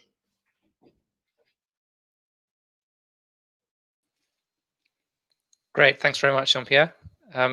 Next up, we have Martha Suarez from the Dynamic Spectrum Alliance, who'll be talking to us about some of the benefits of spectrum sharing and TV white space technologies, I believe. Over to you, Martha. Thank you very much, Mark. And hi, everyone. Thank you for attending this session, and thank you very much to Global Forum for organizing this event. So I will start my presentation describing, the title is Maximizing the Potential of the UHF Band for All Users. And I will start quickly describing, if you move to the next slide, some key principles for Dynamic Spectrum Alliance and Dynamic Spectrum Access. So basically, we think that it's possible to have a more efficient use of the spectrum through Dynamic Spectrum Access. And we think that that is important because that is a way to enhance connectivity and to promote more innovation. So DSA is technology neutral. We support all shared spectrum technologies that promote coexistence. So let's consider three important aspects there. First, the technology has an increasingly important role to play. There are many solutions that have been deployed and they are ready to be used. Second, these technologies already exist. The issue is that it's important to have the right regulatory frameworks to be able to implement them in every country. And third, we think that a great way to get an automated frequency coordination is using databases. And we think that that is a great opportunity to promote more spectrum sharing in a very efficient way for all the users. So could you please move to the next slide? Let's see different opportunities for spectrum sharing. So I like to say it this way, there are many different colors and flavors for spectrum sharing. It's not only a unique solution that would work for everyone, and it depends on the local context. So let's see, for example, TV white spaces. We could see it as a system with different tiers of users. So first, the incumbents that are the broadcasters. There could be other users depending on the local conditions, like PMSE, wireless microphones. And there is a third layer of users that could be TV white spaces. But that is not the only approach. We could also have similar situations in mid-band spectrum or in other frequency bands. And this is neutral. So we could have a spectrum sharing with TV white spaces, but we could also have a spectrum sharing with LTE networks. So that was the case of the CBRS framework in the US, where there was a first tier of military radars and fixed satellite service. Then there is a second tier of users with priority access licenses. And then there is a third one with general authorized access. This system is very particular to the US because they have a very particular conditions in the 3.5 gigahertz band. But it would be possible to consider similar systems in other countries where we could have incumbent users that could be MNOs or carriers that get access to the spectrum, and then another tier of users with priorities, and then there could even a third tier of users with opportunistic access. So that would be a great solution to provide coverage in places that are not covered now. And that could be, there is this policy principle of use it or share it. So we think that spectrum sharing has much to provide. And I'm not including here other examples, like, for example, the case of spectrum sharing the 6 gigahertz band, where there are incumbents like fixed service and fixed satellite service, and there could be other users in that band. And there could be also similar situation in the millimeter waves. So that's just to say that there are different opportunities, many different opportunities for spectrum sharing. Now let's focus on TV white spaces, in particular case. If we move to the next slide, this is a very, I think, an image expresses more than 100 words. So here you can see this is the type of signal that a user could get from a broadcast station in somewhere. It's not an accurate one. I mean, it's not a real one. And you can see that there are different TV channels that are received, but there are also some white spaces. I mean, some channels that are not used by broadcasters and that could provide access to internet. The main advantages of TV white spaces systems is that because of the frequency range, they have a very good penetration and they don't meet line of sight. If we move to the next slide, please, we can see a description of the topology. So it's possible to have one where we have a backhaul solution. It could be any type of solution. This could be a hybrid network. So it could be a satellite link, a microwave link, optical fiber if it's available. And then for the last mile connectivity, or for the first mile, it depends from the perspective, you can use a TV white spaces link. So the main advantage of this technology is that it is affordable and it can provide those last mile connections that are always the hardest one in terms of coverage. If we move to the next slide, please. I have prepared here a map. These are the countries that have adopted TV white spaces regulations in blue. And in green, you can see those countries that have already proposed or draft some rules. They have been published, and they have been going through a public consultation process. So that was the case in Argentina, Brazil, Kenya, and Nigeria. So these 4 countries already closed the process. We are waiting for the final rules to be published. So we think that if there are more and more countries adopting these regulations, the massive market will continue increasing, and then there will be more deployments. In those countries that already have regulations in places, there have been investment, and many ISPs are using the technology to provide internet access. In the next slide, and this I will focus on the discussion we are having here today. No, the previous one, please. You can see some circles. So those circles are for those countries that, after establishing TV white spaces rules, have already go through an auction or are considering auctioning the 700 megahertz or the 600 megahertz. So in the case of those countries, they already had TV white spaces rules. So it doesn't mean that if you already have the rules, you are not able to repurpose part of the spectrum. That is something that you usually hear, like, oh no, don't use TV white spaces because otherwise you won't have the flexibility in the future to repurpose a spectrum. So I just took those examples. The US and Canada have auctioned the 600 megahertz band, and they just, because that spectrum access for TV white spaces is managed through a database, the transition is very, very simple. And it's the same case in the UK with the 700 megahertz band. So next slide, please. And that is my final one for conclusions. So spectrum sharing can help address the connectivity gap, and that would be very useful for Africa in terms of providing more internet coverage and broadband access. Its dynamic spectrum access is a way to maximize efficient use of the spectrum, and we have many examples that are proving it, TV white spaces, CBRS, and I would be happy to provide more details during the questions.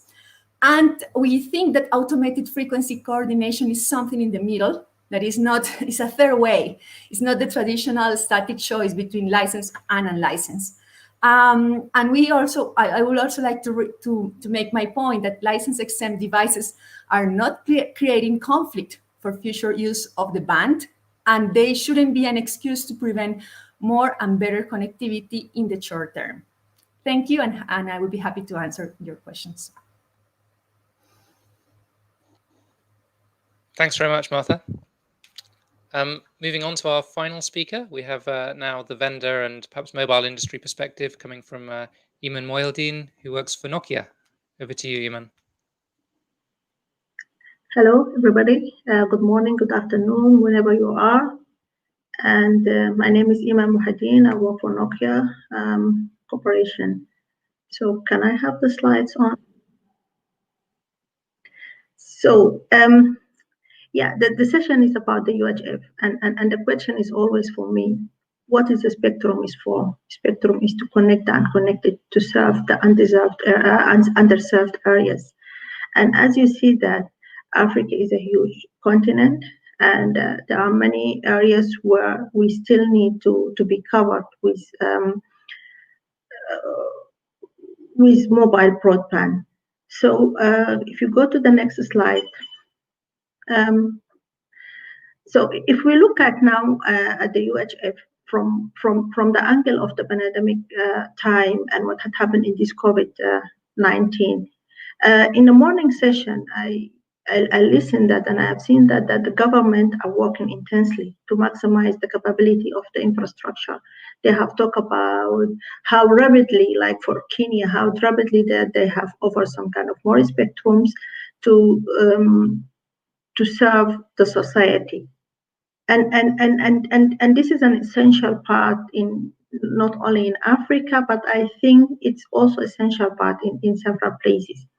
So, but maximizing the available spectrum for coverage is important. But not only just in how we are technically going to offer that one, but how the society itself could benefit from such a kind of mobile infrastructure. So this will help the society. We have seen that we have faced a lot of troubles. We have seen as well that there is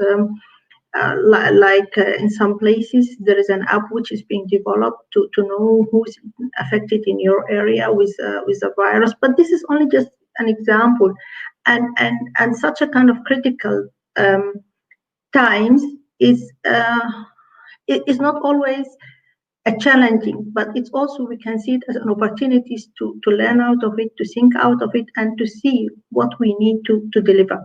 So the 1 gigahertz band, or the sub-1 gigahertz band, from its technical point of view, over a wide coverage for rural areas, and this will support the delivering of 5G services beyond the cities. It will give us also the possibility to go outside the cities, to go outside the capacity, and offer as well capacity and coverage to areas where there is no reach for it.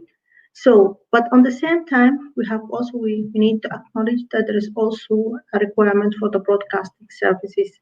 And maybe we have to think about what kind of cooperative models, how this spectrum can be used in an efficient manner.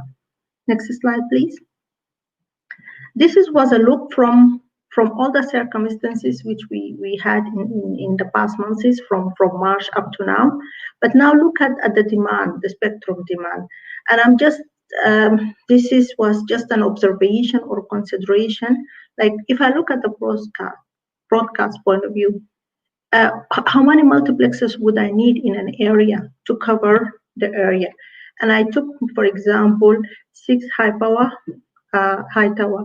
multiplexers with 8 megahertz each, and this will sum up to around 48. And this is 48 out of the 224 megahertz in a given location. This is spread all over the range of 470 up to 6940, and for planning reason. This is one of the demands which I have to have it in back of my mind when I'm doing the studies. Then there is also the audio, the BMSE. This is, you need to do content production, you need to do events and things like that. And this is typically around 8 megahertz of TV channel. It's limited in the geographical area, it depends, it's a secondary use. And then there is a mobile. And for the mobile, I have to think about how cost efficiently I can provide a wide area coverage with 5G services. And you know, the 5G services is not only just about the mobile broadband, enhanced mobile broadband, but it also considers a lot of cases like machine-to-machine, ultra-reliable communication, and there are different things going into that.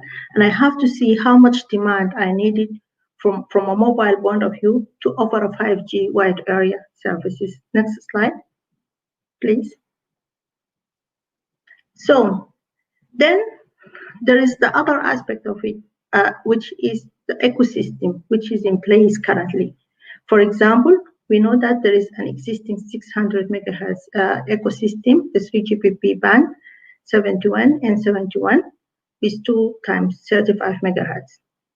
This is one which is existing, which is allow immediately access for the early adapters who wanted to have the band as early as possible. There is also a massive terminals. And if there is an ecosystem existing, that means the cost is considerably low. But the backside of it, or the other side, is that would require that we have to repurpose the band, and maybe that we have to think about how we can do DTT clearance.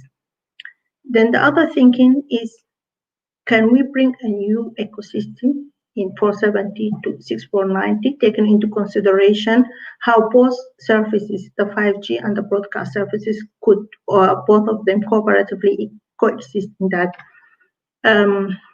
band. Okay, this is a very good. It opens a cooperative path, maximizes spectrum use. However, from a terms of an ecosystem, a new ecosystem, new development, and associated with cost. Also, it's good that we are not going to make a complete clearance of the band and allow for coexistence, and also could serve about flexible migration techniques and how we will do it from sub-region to sub-regions and country to some countries. So these are two things which we have to think about it, the spectrum demand and the availability of the ecosystems. The second page, please.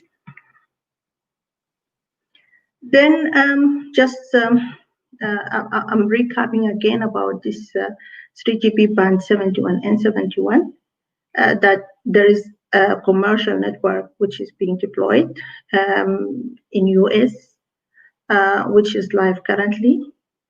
Then we have a large devices and it's quickly implemented. And we have seen some signs from an ASMG region that they would like to adapt such kind of things.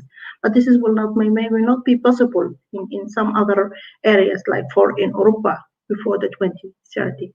So the last slide. The next slide, please. So then the question, what could be the potential of the UHF in Africa? Can we aim for a near global harmonization and convergence? And there are still some questions to be discussed and think about it, like how to best use of this UHF for the spectrum asset. We have to think about how we are going to serve those areas where we cannot reach, like rural areas, and how to offer the 5G services.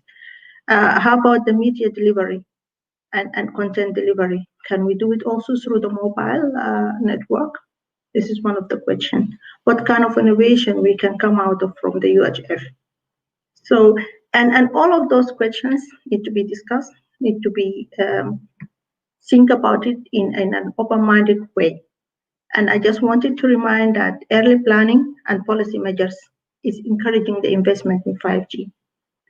We know very well that the timeline between an identification and allocation of the spectrum and the actual use of the spectrum is long, and specifically in the UHF. So maybe we have to think it's the right time to explore new and innovative measures how to coexist of all services in the UHF range. Thank you.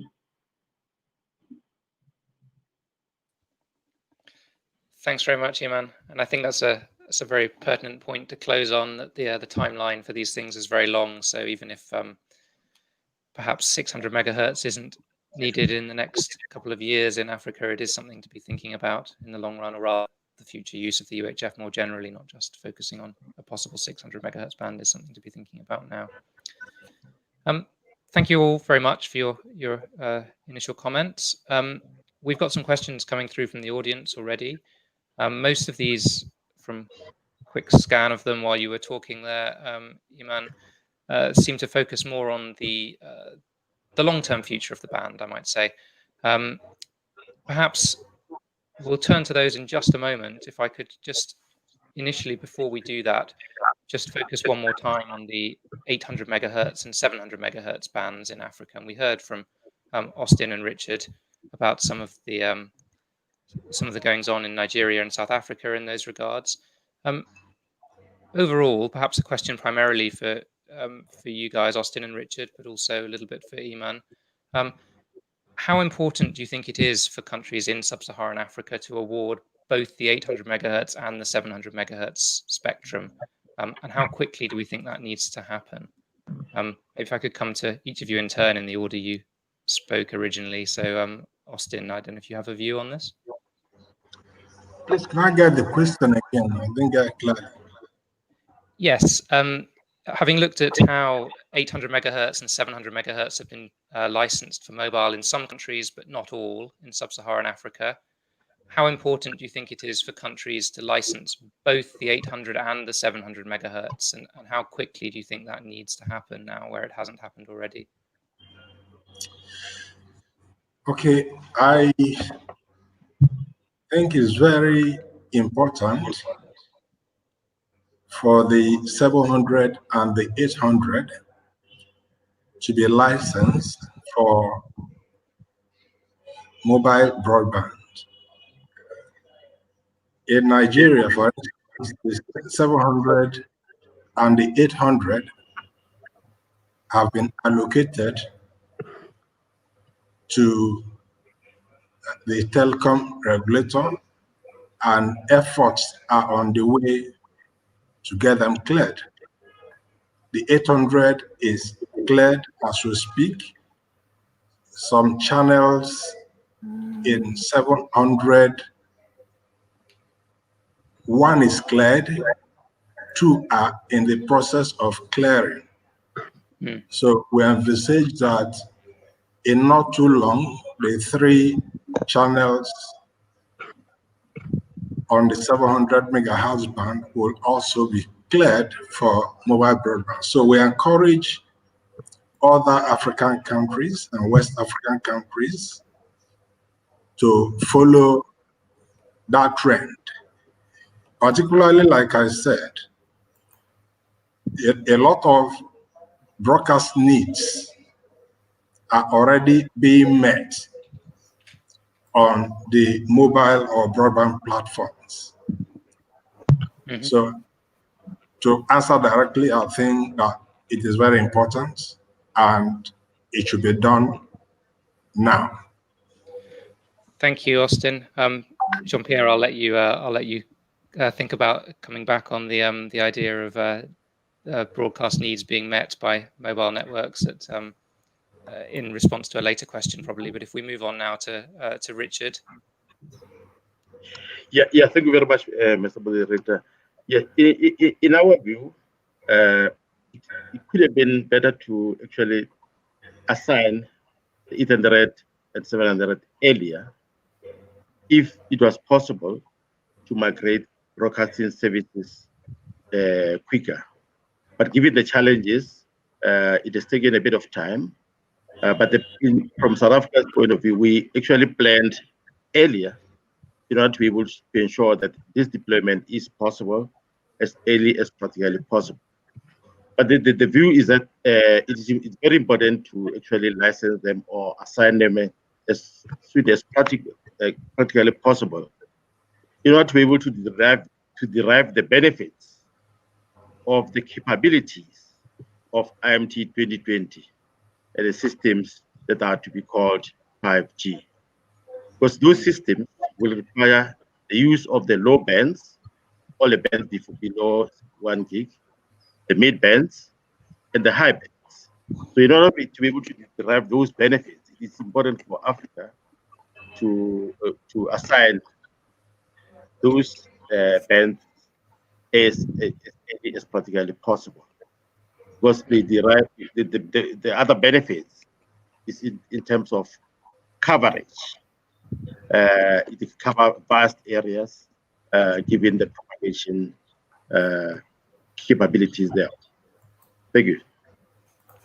Thanks very much, Richard. And Iman, did you have a view on this question?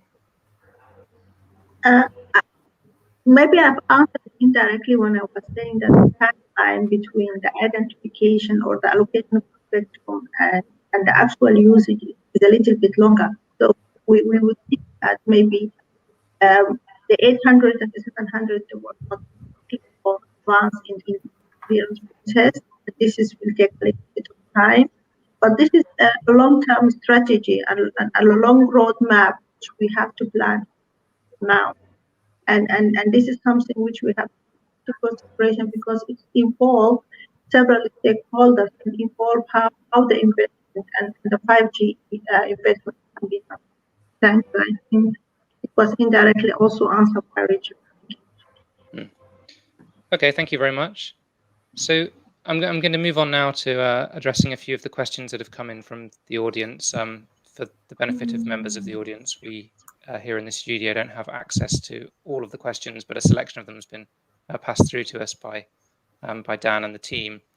So the first one from Bashir Patel, I think is perhaps aimed in your direction, Jean-Pierre, concerning broadcasting, asking who's going to pay for smart TVs? More than 70% would not be able to afford it, and how would the rural communities be served?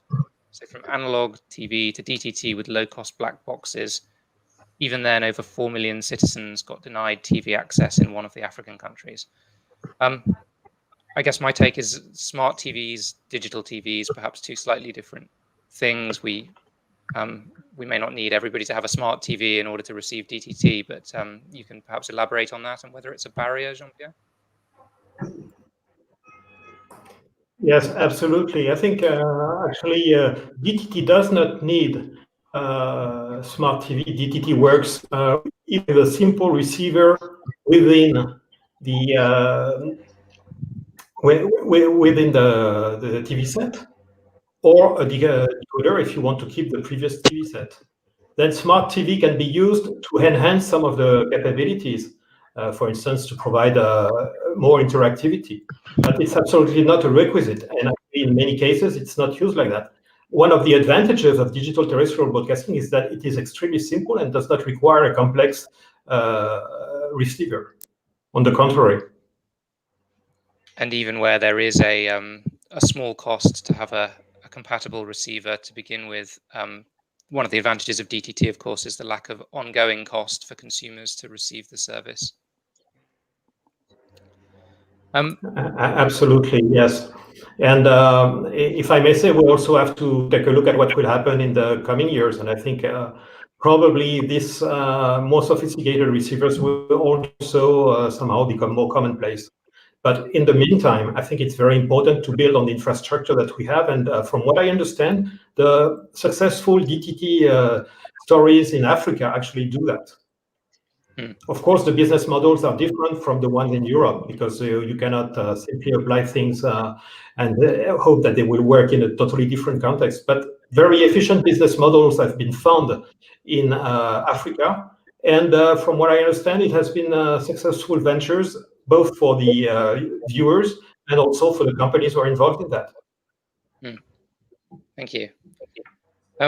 So we have two related questions now about the future of the sub-700 megahertz spectrum before moving on to a question on dynamic spectrum access.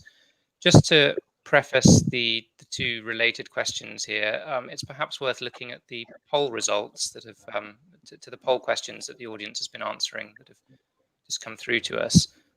The first of those was, is there a need for additional spectrum for IMT in the UHF band? So we're talking beyond the 900, 800, and 700 megahertz here. And the poll result says, with an answer of 19%, no, with an answer by 29%, not currently, but there might be a need in the future. And 52% of respondents are saying, yes, there's an urgent need for additional spectrum.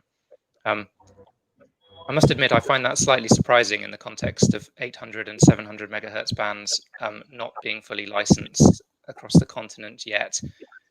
And perhaps we're conflating here to some extent the need for additional spectrum with the need for additional UHF spectrum.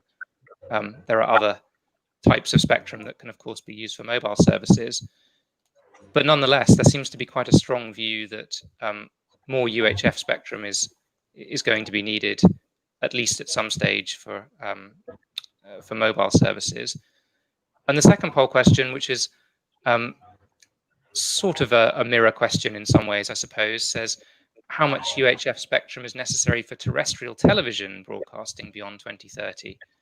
And here we have 20% of respondents, no doubt with a significant overlap with the 19% that said no more spectrum is needed for mobile, suggesting that the entire 470 to 694 megahertz range will continue to be needed for broadcasting.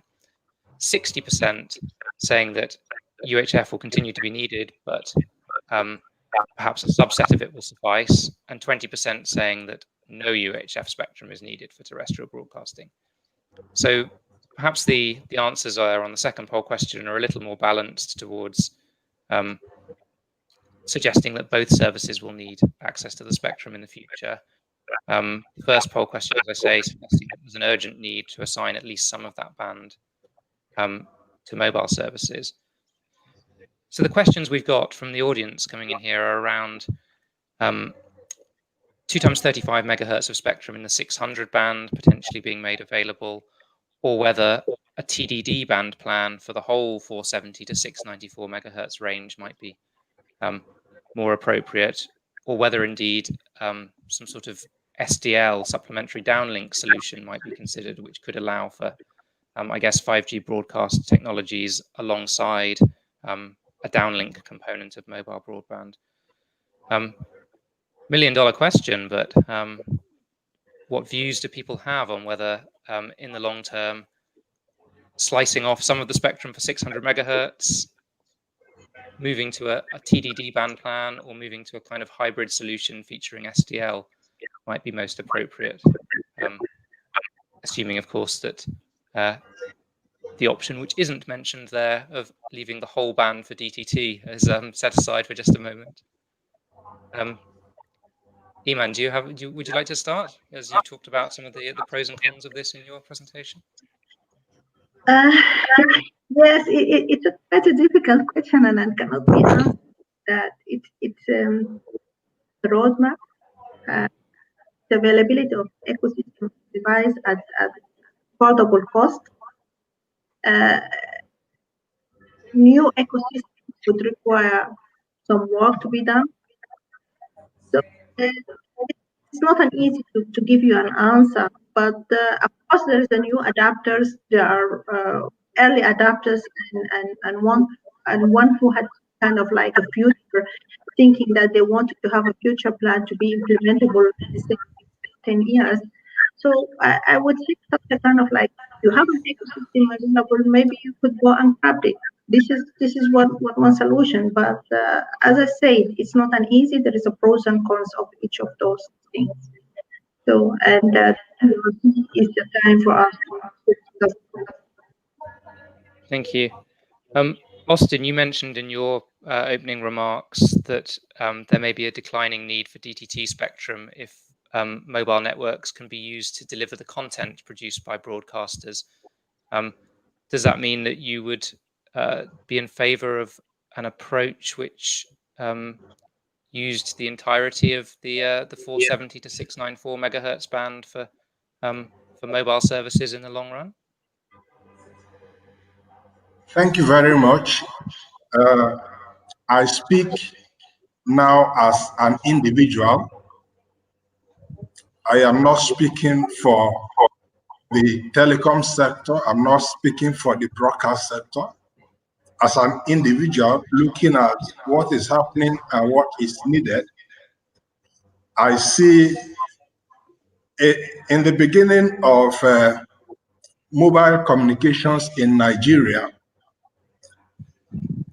I was one of the people that argued that I can never read news on my phone. But some years down the line, we are reading news on the phone. We are watching even videos on the phone, and they look as real as when we are watching them on the television. So today might not look like that. If you talk to somebody from our broadcast sector, 470 to 694 should be left for DTT. If you talk to somebody from the NCC on a national level, you will say it should be left for DTT because that is what agreement we already have. But as an engineer, knowing the trend and the focus I would say the earlier, the better. But that is on a personal basis. It's not a Nigerian position. Understood. Thank you very much. Yeah. Thank you, Austin. Jean-Pierre and Martha, perhaps I could come to you, Martha. You can go first, thinking about some of the benefits, I guess, of incumbent uses of the band, including the TV white space. No. I'm going to talk about my experience. So I was working with the Colombian government when we established that we wanted to have the 600 megahertz band for IMT. And we were one of the countries, a very controversial country at 2000 WRC 15, because if you remember, that was already discussed for other regions in the past. And at the end, we decided to just add a footnote, and we were 4 countries supporting the adoption of IMT in that band. So we were Canada, US, Mexico, and Colombia. And we had very strong plans to auction the band in 2019. So that's why we were very aggressive at the time. And the experience is that after we got the identification of that was our second digital dividend, just to make clear. It's not like the case of Europe and Africa. So in our case, we had that identification.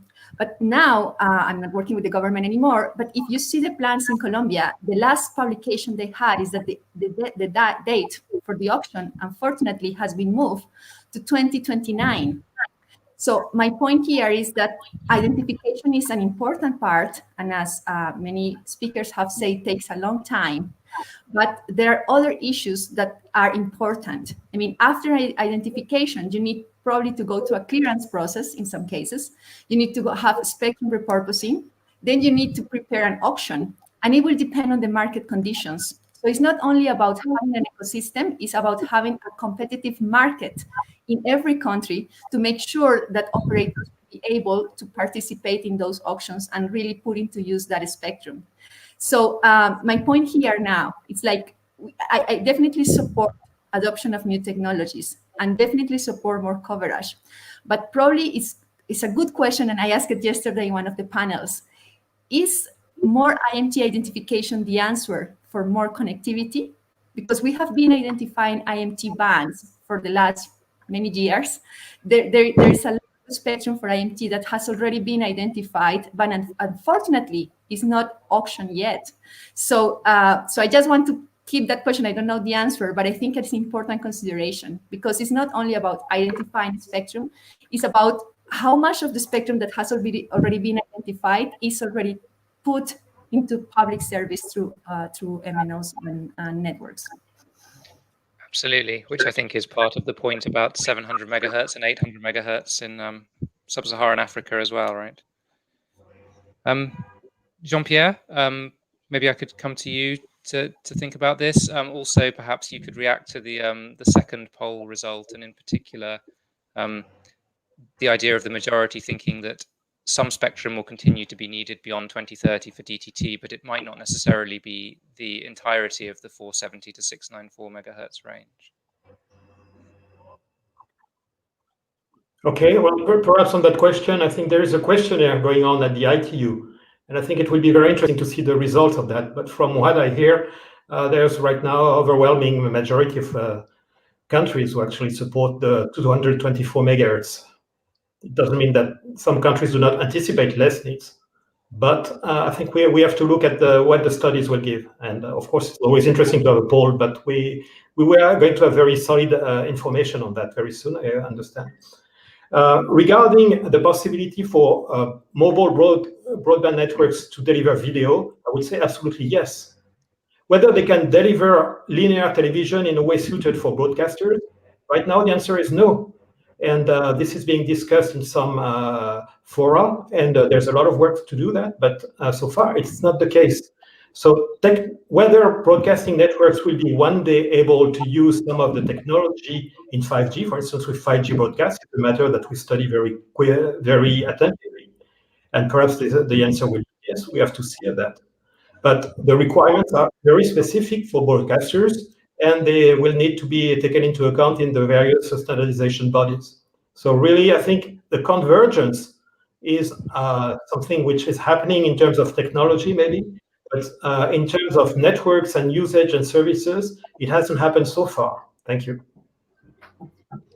Thanks very much, and thanks for preempting my next question on 5G broadcast. I'm going to pass to each of you in turn in just a moment to give me a 30-second concluding thoughts. But first of all, Martha, if I could just pass one of the final audience questions to you around dynamic spectrum access, and in particular, whether it provides an additional method of access for improved efficiency of spectrum use. But in a situation where spectrum can be planned in a greenfield situation, would it not be better to first wait, plan the bands, and after deployment, then use what's left in the interleave for the DSA? I think you partly answered this question in your opening remarks, but maybe you can address now. Yeah, I think, Bashir, the problem is that there is never an after deployment, unfortunately. we can see with 2G, 3G, 4G, we are still, I mean, operators are still continuously deploying more and more networks. So I think that dynamic spectrum access is very flexible. So it's possible to start using that spectrum that is not used right now immediately.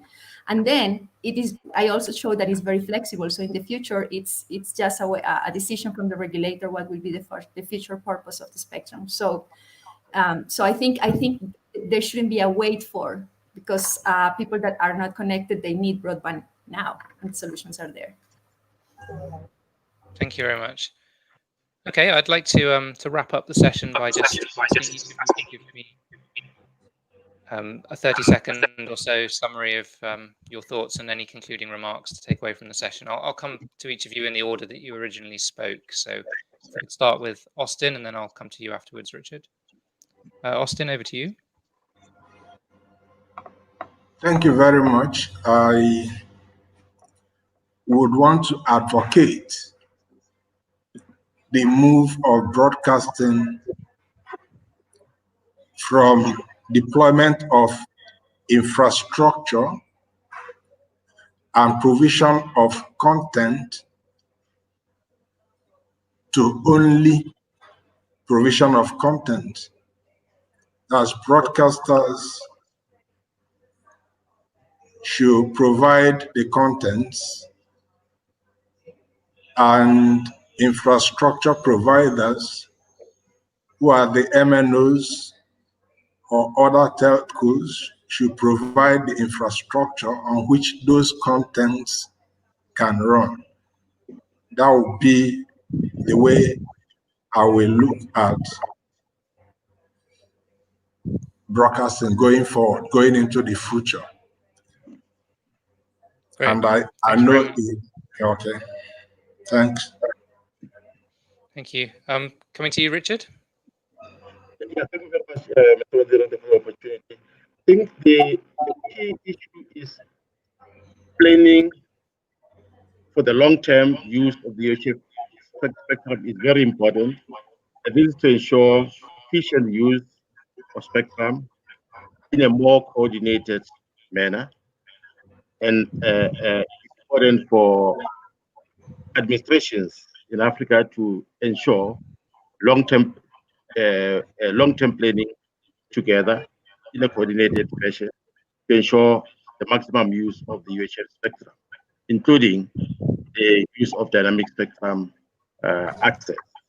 It is possible, and I believe that with that possibility, Africa can benefit into the capabilities of the future IMT 2020 system and 5G, including the benefits derived from broadcasting technology going forward. Thank you very much. Thank you, Richard. Jean-Pierre, coming to you next. Thank you. In my view, the ITU has identified 14 gigahertz of spectrum for mobile. And we've seen that there is already a lot of UHF band which is assigned to mobile and not especially used, not everywhere. So I think the problem of more spectrum for mobiles in UHF is a problem of yesterday, not the problem of tomorrow. And the focus has to be on something else. At the same time, today and for the future, Sub-Saharan Africa is investing in its terrestrial broadcasting infrastructure and the human capital around that. And this has to be sustained and fostered. Thank you very much. Thank you very much. Coming to you next, Martha. Thank you. Just 10 seconds.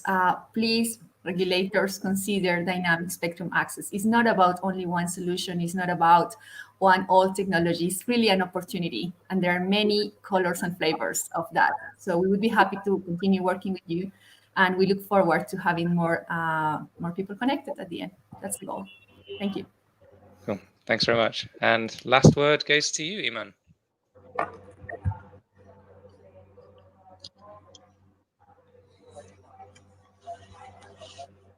It looks like I'm muted, sorry. Okay, last word.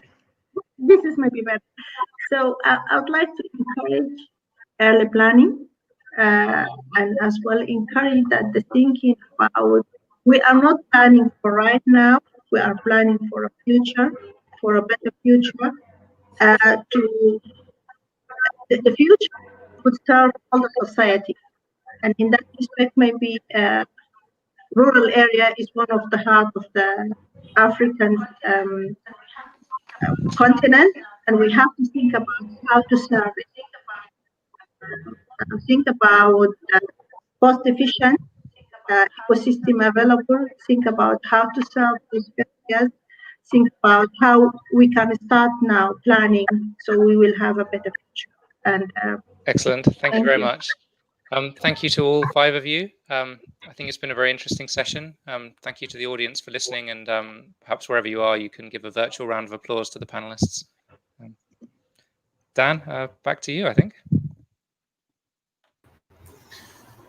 Mark, thank you very much, and yeah, I'd like to echo that thanks to all the panelists as well. So another really interesting session, and thank you to everyone out there again for all your questions. I think we got through quite a few of those.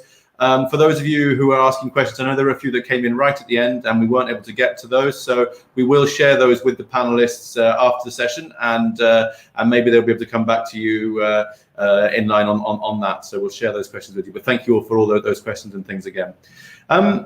So next up, we actually have around about 10 or 15 minutes now for a very brief networking session. So for those of you who haven't used the networking tool on the platform yet, you can use the menu bar on the left-hand side to navigate to the networking area. When you're there, you can click ready, and you will be automatically connected with somebody else who's on the platform, where you'll have a chance to meet with them, to chat with them, and then to virtually exchange your contact details. So you can do that. So that's going to be running now for the next 15 minutes or so. We then have a short break before we're back here at 2 o'clock, a Central African time, 2 o'clock, for our next session, which is going to be focusing on building a coordinated strategy towards universal access. So we're moving on to focus on universal access in the next session. So that'll be back here at 2 o'clock. And then finally, we finish up today at 4:15 with our final set of showcase sessions. And you can see those showcases on the screen beside me here. So once again, Mark, and to all of our panelists, thank you so much for a fantastic panel there. As I said, the networking session is now open, so please do go and make use of that. And we'll be back here in around about 40 minutes or so for the start of the next session. So see you back here in about 40 minutes. Thank you very much, and see you shortly. Bye.